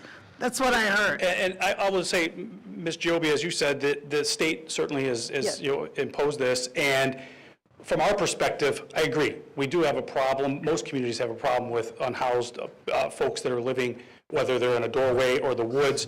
I have been told personally, some people just want to be left alone and live where they want to live, but we know there's alcohol abuse, substance abuse issues that go on, mental health issues. We do want our officers to engage more with making referrals when they can, whether it's to New Horizons of the Treasure Coast or another, mental health organization that could help, or homeless organizations that may help some folks or try to at least offer them help along the way. We're not necessarily in it for arrest first and then get them help. It's just sometimes we don't have a recourse. The reason for our actions, let's put this in perspective. Yes. Right. We've had this language in our code since 1981 and then updated in 1995. So it's been there for 30 years, and we have never had any real problems with it. The law that became effective on January 1st was Florida Statute 125.0231, and it allows any citizen or business to sue the city of Stuart for failing to enforce the ban, and then we would have to pay them a civil penalty plus attorney's fees if we can't demonstrate that we were taking these actions in furtherance of it. So we can't. Once again, the just ignore it. state forced our hand. That's a wall. Again, I feel Tallahassee passed the law, Right. and they should at least then provide funds to places like Tent City or provide. Good luck on that. I'm Unfunded just saying they mandates. should. I didn't say they would. Right. Thank you. Thank you. And so for clarification, the nature of this It's just the appeal. is just adding language around Creating the an ability appeal. for somebody who receives that warning to make an appeal. That's Appeal, the yeah. only That's it. change. Everything else is already in the play. Right. Everything else, the burden is already created by the law. This is just, it's actually giving them an appeal finally. Yeah. Which, how easy is that to Well, accomplish? that means that 3 weeks later, after they've been kicked out of the park at 3 o'clock or whatever, they'll come in and the magistrate will say, yep, you were right, you should have stayed. I mean, like, what do you win if you win that appeal? I mean, it's terrible. We have a problem, we don't address it. All the decisions we make up here are making housing more expensive. Yeah. So we can pretend that we care, but we're doing nothing. So, Well, it's not that we're I don't doing know that it's nothing. We all have to follow the law, and it right, we happens do to be have the to follow law. the law. In this case, we have to follow the law. Right. We don't have that choice, we swore an oath. Right. Okay. Any other comments or questions? If not, roll call, please. We have. No, that's- Oh, I'm sorry. Do we have public comment? Yes. I think we need And a city motion. has waited patiently. We need a motion and a second. Sorry. We still need a motion and a second. Yeah. Yes, we do. Oh, I thought we had that already. Did we? No, we do not. No, we do not. All right. Us three. Second reading. We need a motion and a second. We have to vote on this, Commissioner Yes, no. Clark, this time. I make a motion for ordinance 2542, 2025, for the, I put my glasses away, I'm sorry. What's this? That's all right, we got Those are it. distance I think glasses. that's enough. 2542-2025. A motion for approve? She's gonna read it. Okay. Sorry. Mr. Baggett already read it. Yes, I make a motion that ordinance 2542, 2025 be approved. Can I get a second? That's for me to ask. Is there a second? Sure, I'll second it. And Second by, Yes. we're going to have public comment after this. Okay. So we have a motion by Commissioner Giobbe and a second by Commissioner Reed. Any public comment, Madam Clerk? We do. Mr. Guy Calvert? Reverend Dr. Guy Calvert. Good evening, esteemed members. My name is Pastor Guy Calvert, Jensen Beach Christian Church. Historic Jensen Beach Christian Church. I've been dealing with the homeless since 2009. Homelessness in our county is a comprehensive problem. With a comprehensive problem, you need a comprehensive answer. And so how we've gone on this situation is if we have addressed it, instead of taking a sledgehammer to this problem, we took a scalpel to it.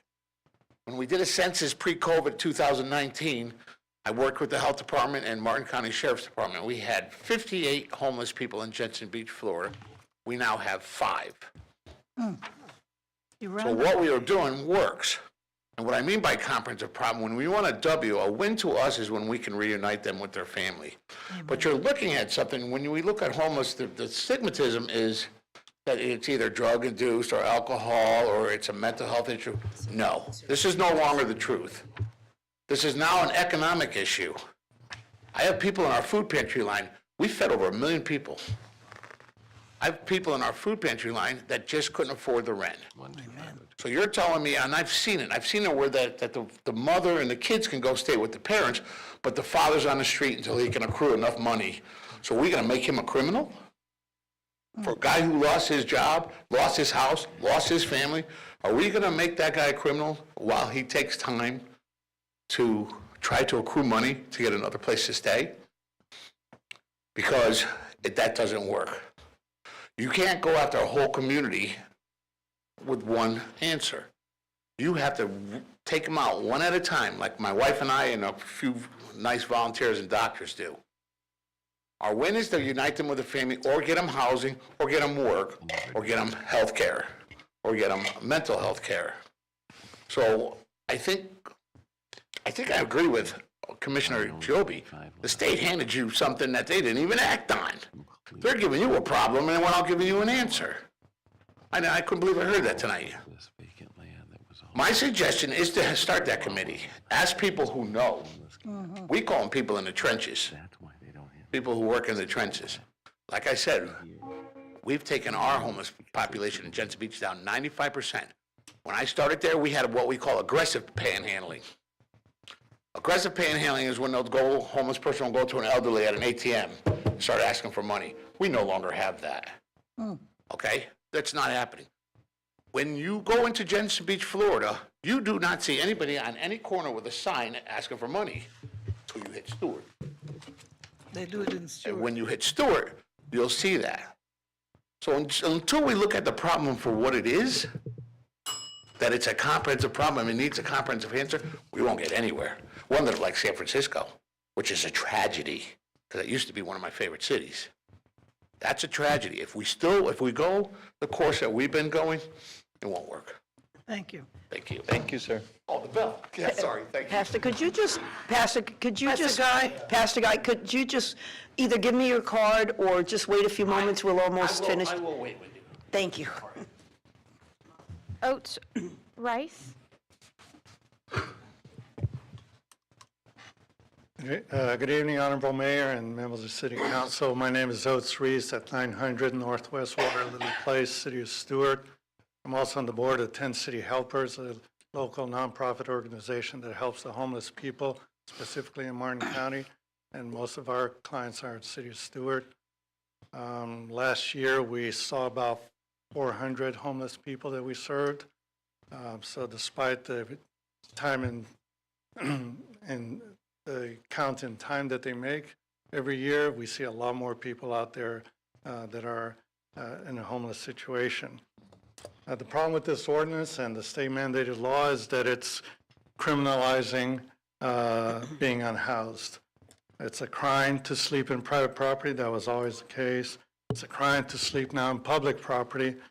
And there are no shelters in Martin County, so there's basically no place for a person to spend a night unhoused without becoming criminalized.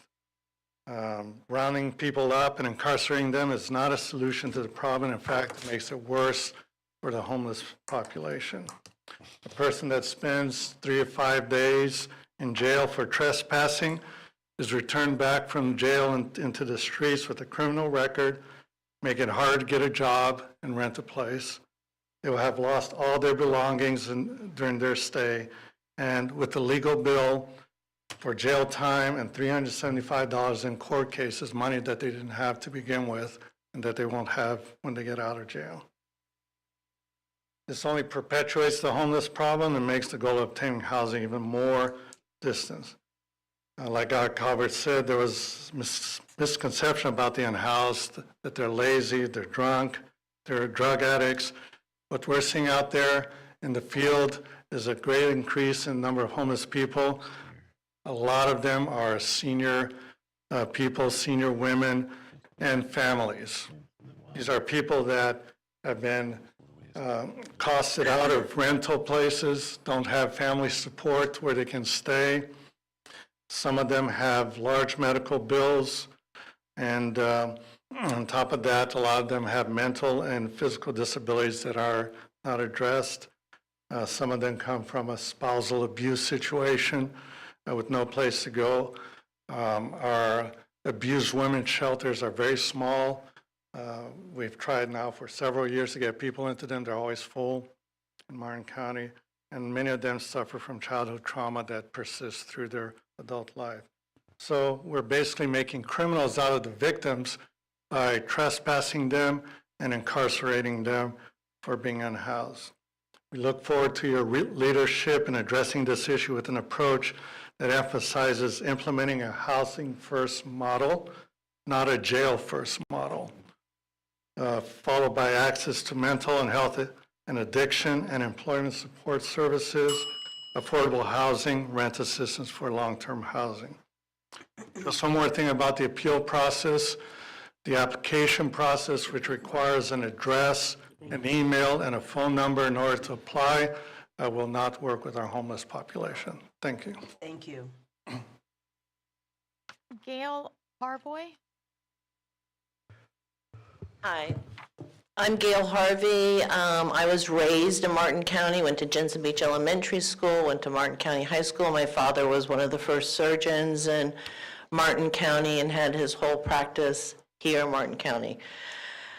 I am a special ed teacher, and what really hurts my heart is I have students out there who have disabilities, who are homeless, and I have students now that are incarcerated from advancing from homelessness to trespassing to being incarcerated. In school, we took care of our handicapped people, Here, we're not taking care of our handicapped people, and it breaks my heart to know I love people that are on the spectrum, but they can't make it out there on their own without support, and they're constantly being victimized. I have someone in Jensen Beach, my friend, my boyfriend, he's constantly telling me of people stealing things. He's been told not to go a trespass warning. He was incarcerated. He would not hurt a flea. He has these bills he has to pay before he gets his license back. He has not been allowed to go to Taco Bell, to McDonald's, to Barnes & Nobles, to the public library. He's a genius, and he can't go to the public library, and it's all because, evidently, he states that he's been followed, and people are promoting him to not be allowed to go to these establishments. And this is just more of the same. I had a woman just last week who was beaten by a guy in the woods. She's living in the woods by herself. She calls the police, and then she then is trespassed. So she can't even trust, when she's getting victimized, to call the people you normally would call to help in the situation.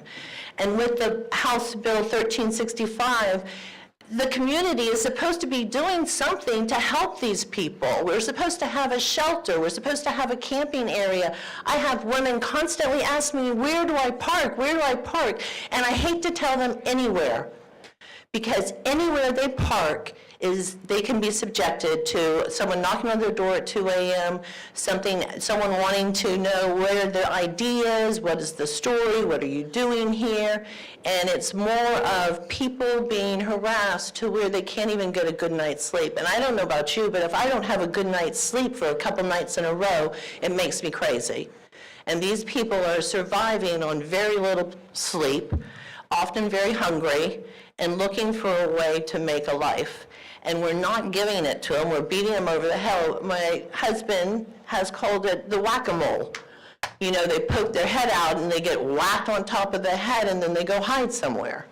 But they are here, and they're out there in the woods, and they really need help. And just to criminalize the fact that they are unhoused infuriates me, because these are people that are our community members. A lot of these people have been raised here. I had them at Jensen Beach Elementary School. I know them, and it just breaks my heart. And I hope that we can be a caring, compassionate community, as I've always known Stuart to be, and do something so we can help these people and have a place that the police officer can take them, so that the police officer takes them to a shelter, takes them to Martin County Fairgrounds, takes them to a place where other resources are so that they can get help and not to jail.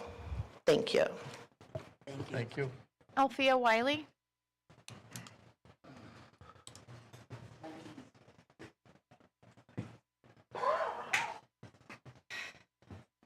It's the first time I wrote down what I wanted to say. And I remember when You introduce yourself and your address, please. Althea Wiley Stuart. When Tent City Helpers started, I was reading the situation on social media, and my heart really goes out because I remember them starting. And I remember Tony Solomon and his wife, and I was working at the church feeding, cooking dinner, and he came to me and he asked me, what could I do? So some of the meals, the first meals were prepared by myself, and the church allowed me to do that. So my question is, where do the homeless residents go? What is the plan? I want you to think about something while we're sitting there and we're in comfort. We look good, smell good, we're relaxed, we're all laid back. I want you to realize and understand you yourself could be only one situation away from being homeless. Regardless of your status right now, regardless of your bank account, you could be one situation away from being homeless. Due to health, mental health, something could hit you so hard that you lose your mind and you may not know where you are and how to do what to do. Depression, wrong choices, or even karma because of the seeds you've planted through your life and your career. When making decisions, I know it's coming from the top, but when making decisions in this community, as leaders and gatekeepers of this community, I would ask you to make sure you have a plan to help, as though it was you or your family. Think about it, as though it was you or your family in this situation of homelessness. Why don't you, when you come out for voting, you come out to petition, you come out to campaign, why don't you take a few minutes to come out to the park, behind Walmart, where they are, sit down with them and understand. Don't just look at them as though, because my thought when I got here, I thought the place would be packed. And then I had the mindset of how many I can go and bring in here and let them sit in here with you all. When you're comfortable now. Maybe provide some lunch for them, some dinner, some breakfast, some coffee. So you can understand what they're going through. Yeah, there is some that may want to stay there.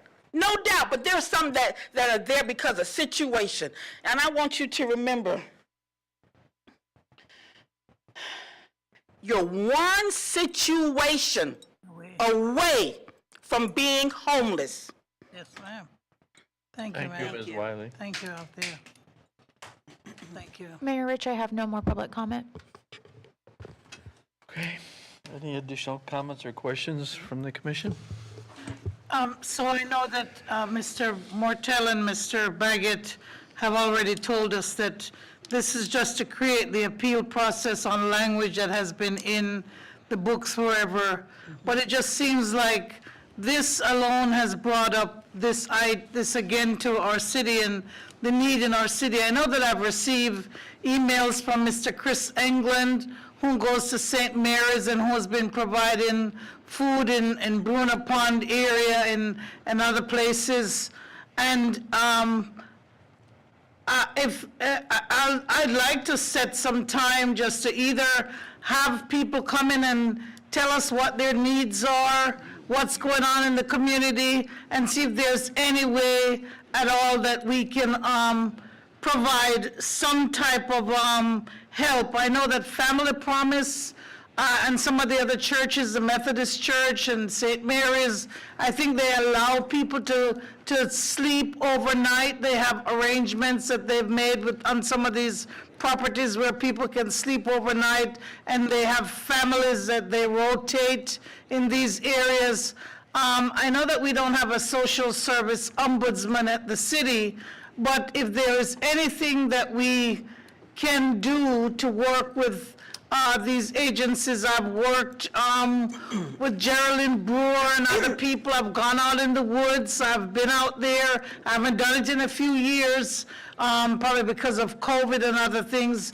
I've been out there in the woods, and now the woods have been cleared up. A lot of the woods have been cleared up, and there's no space there for people to, quote unquote, find shelter anymore. And it is a tough situation, and it's not just Stuart, it's Martin County. And, but we do see it in our city where people are on our corners, and at US 1 and Kenner Highway, there's always people there with signs. And the gentleman who came here with the furniture sign, apparently I didn't realize, I saw more of them the other day, and I understand now that maybe they were there with those signs on that corner. But I don't know, Mr. Mayor, if there's something that we need. This is not the point of the motion tonight, but at least if there's a way that we can look at some type of a social service meeting, or to get back again with Family Promise and with the the Housing Coalition folks and find out what the status is of trying to find some alternative housing and here, because I know that there are groups who've been working on that, but I'm not sure what the result has been so far. I don't know if it's something that we need to. Well, just to clarify, the statute defines the obligation on the county. Correct, yeah. Florida Statute 125.0231, which Mr. Mortel brought up earlier. In subsection 3, it says, "A county may, by majority vote of the county's governing body, designate property owned by the county or a municipality within the boundaries of the county to be used for a continuous period of no longer than 1 year for the purposes of public camping or sleeping. If the designated property is within the boundaries of a municipality, the designation is contingent upon the concurrence of the municipality by majority vote of the municipality's governing body." So looks like to me that it's got to be initiated by the county. But I think there's an instance And then here, if you do- Commissioner Clark, I'm sorry to interrupt, but that we need to be working with the county. This is another instance where we need to be partners with the county to help solve this, because the statute does require us to provide. No, it does not provide us to. And in fact, it mandates that we can't allow them. We can provide if we so choose, but we cannot allow them to sleep in the public or camp in public spaces. But this issue came up several years ago before this statute passed, and I went out on 3 different occasions into what we designated as known homeless areas. In fact, one we actually had a murder in 1 year. And when we went out, the sole goal was to try and identify who we were helping. And so if the city, I mean, our budget is, we get $17 million in ad valorem taxes, and the county gets about $330 million in ad valorem taxes, to put it in perspective. And when we went out on all 3 occasions, we were unable to find a single person in any of those camps that was from Stuart. Now, that's not to say they're not in Stuart now, because the vacant land was in Stuart. But the vacant land is always going to be there. We've dedicated Palpiton Creek and Haney Creek and other areas as conservation, and as a result, because they're vacant, people camp in them. But if you go and engage with the people that are living in the tents or in those locations, we were unable to find, and the 3 times I went, I know it wasn't scientific, but most of the people were from up north, you name it, every state was covered, a lot of people from Palm Beach County, and it was I very don't understand what transient. difference that makes. It makes a huge difference if we're looking at building a homeless center and spending $10 million with taxpayer money to house people that aren't from Stuart. We have an obligation to build housing for people that are from Stuart before we start building housing for people that aren't. Yeah. Okay. The statute continues, if you want me to. Yes, please, I'm sorry. So if the county designates a land to be used for this purpose for no longer than 1 year for public camping or sleeping, the county designation is not effective until the department certifies the designation. To obtain department certification, the county shall submit a request to the Secretary of Children and Families, which shall include certification of and documentation proving the following. Number 1, there are not sufficient open beds in homeless shelters in the county for the homeless population of the county. 2, the designated property is not contiguous to property designated for residential use by the county or municipality in the local government comprehensive plan and future land use map.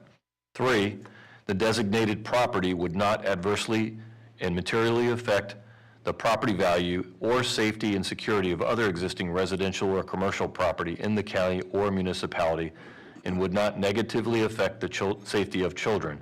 And in 4, the county has developed a plan to satisfy requirements of paragraph B. This is the state statute. Yeah, this is the state statute. There's a lot more to it, and it requires the county to submit the designation to Department of Children and Families. Thank you. Can I have a question, Mr. Well, Mayor? Commissioner Giobi's next, actually. I have to be honest, I mean, these are two separate issues, actually. yes. We're here to, unfortunately, pass this amendment because it's required or we will be sued. Basically, that's it. Right. There's case law indicating that if we're going to trespass warning, we have to have an appeal Right. process. So that is just the And that function. is my recommendation. Right, that is just the function of what we're here to do. But what everyone's talking about is a separate issue. This is an issue of homeless people who need some assistance. Now, maybe what we should do is invite state representatives to come down and go visit the homeless shelter, the homeless where they are, and maybe they could see that maybe there's a way, you pass a law up in Tallahassee, you have some responsibility to help then whatever the ramifications of that law are. And there are ramifications right here in Stuart and every other city. So all I'm saying is maybe at this point, we do reach out to the state and say, okay, great, you did this law, we're adhering to what you're doing, we're abiding by it. But we have to also address the effects of your law. And that is what affects all of the people who are homeless. Thank you. Commissioner Clark. Yes, thank you. Mr. Mayor, I have a question for Ms. Harvey and her husband, or her husband, if you could ask me. So I'm going to go long, but I hope that I can get my question out. So there's La Jolla that provides services, but they don't do overnight. They provide supplies and a shower and other things and some food. They don't do any overnight sleeping. Yeah. And then, so my thing is to ask you guys, let's say that we had a program, let's say that Stuart Police Department has their funds, and they, just like how the sheriff gives money for one night in the hotel or sometime that suburban lodge or some other places. Let's say that we had a fund and money was given to somebody and they went to some place like Phipps Park, where they can stay up to 30 days if they had a tent, or even money was given to somebody to actually get a tent. Some people are riding around with a cart and nothing, no cover or anything. So, and I know that we don't want to encourage having, even though you said 10 city helpers, we don't want to encourage having, a big blight in our community, so to speak. But would it be helpful, Pastor Guy said take a scalpel to it.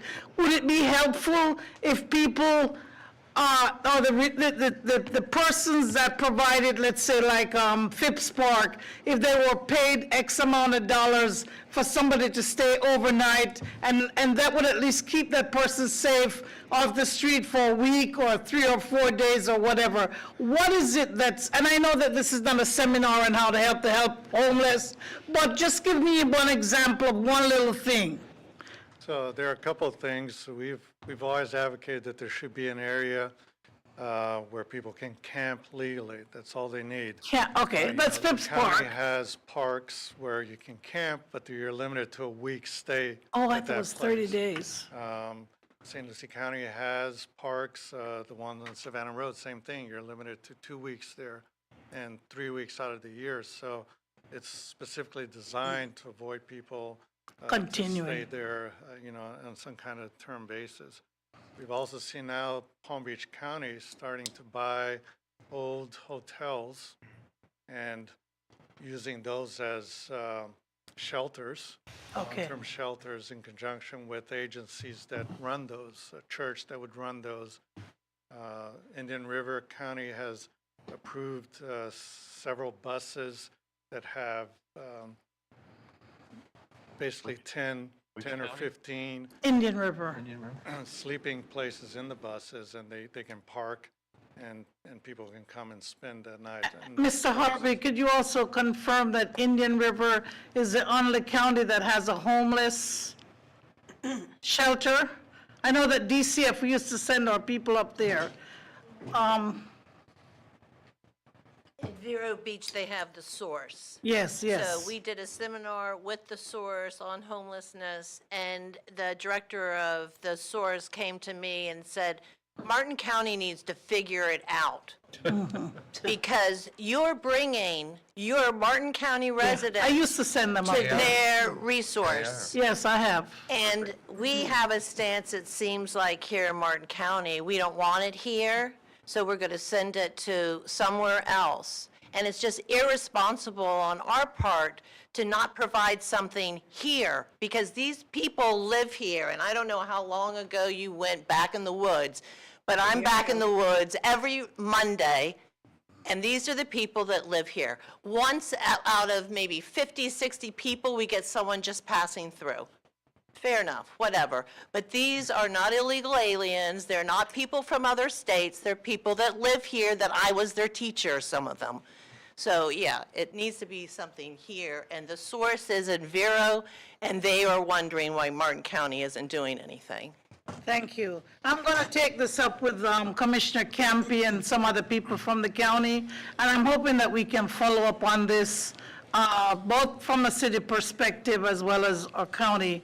And I really appreciate the work that you guys do.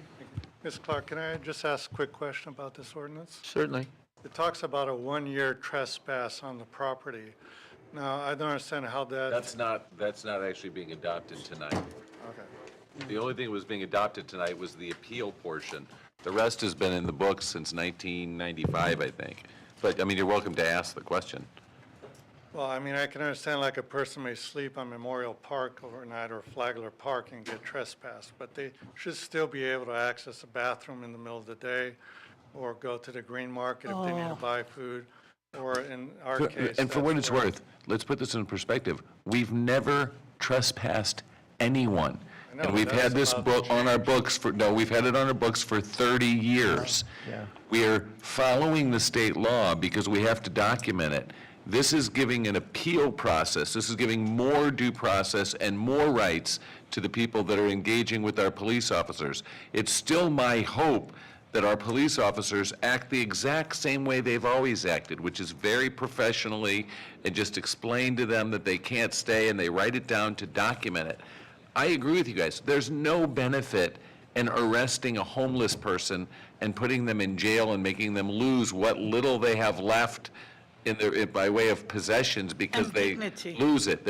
That's not the intention. The intention is to get the city of Stuart to not get sued. That's it.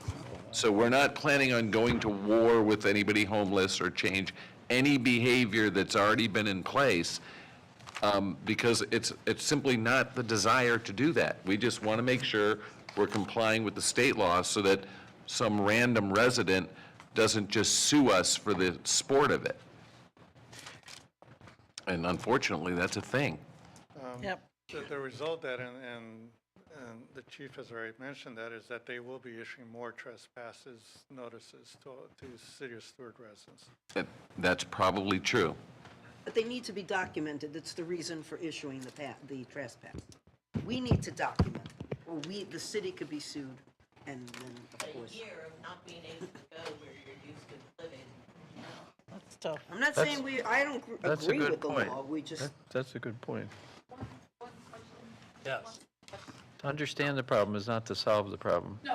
Will you come to the, Ms. Wiley? We had a community Sunday dinner. And I noticed out in Martin Luther King, not to make it a race issue, but I'm kind of looking at a situation here. At the Martin Luther King Park, those tables that were designed to eat on, those tables were boarded where you could not lay on it or whatever on there. Your tables that you have in Martin Luther King Park. So a board is there and right across it. So, but I noticed now at Kiwanis Park, there's no boards there. Why is that? At Martin Luther King, you have the boards. The residents does not have any place to, lay, sit, whatever. But at Kiwanis Park, the tables are all free. That's a good question. We'll follow up on that. Thank Thank you. you for bringing it up, Ms. Wiley. Wow. Ms. McBride? Oh, ooh, sorry. Thank you out there. Helen McBride, resident of the city of Stuart, Flamingo Avenue. I'm sitting here and trying to understand. I understand why what the state is putting on the city's 5 commissioners.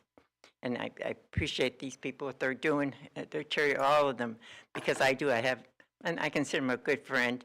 He's homeless, and I know this winter when it was so cold, I had a nice I got it for a Christmas present. It had wool in it, you know, a blanket.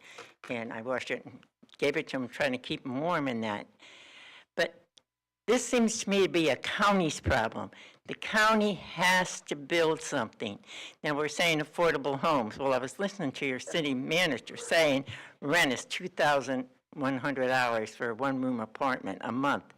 That's why I'm living in a big house that I'm living in. It's really way too big for me, because I can't afford to sell the house and go into that apartment, because I probably could only afford that apartment rent for about 5 years. And then I have, you know, I'm a senior, I'm with the senior group and that. We don't have those Social Security checks coming in like some people do. But this, why don't we all get together, and I'll be happy to go to the county meeting if you guys want to go on that, and let's start, you know, the squeaky wheel gets the oil. If we all get together and get down there to, and all these different organizations and churches, to the county, because I agree with them. I always think, you know, the fairground, there's plenty of places. Phipps Park is too far away for them to ride their bicycles to.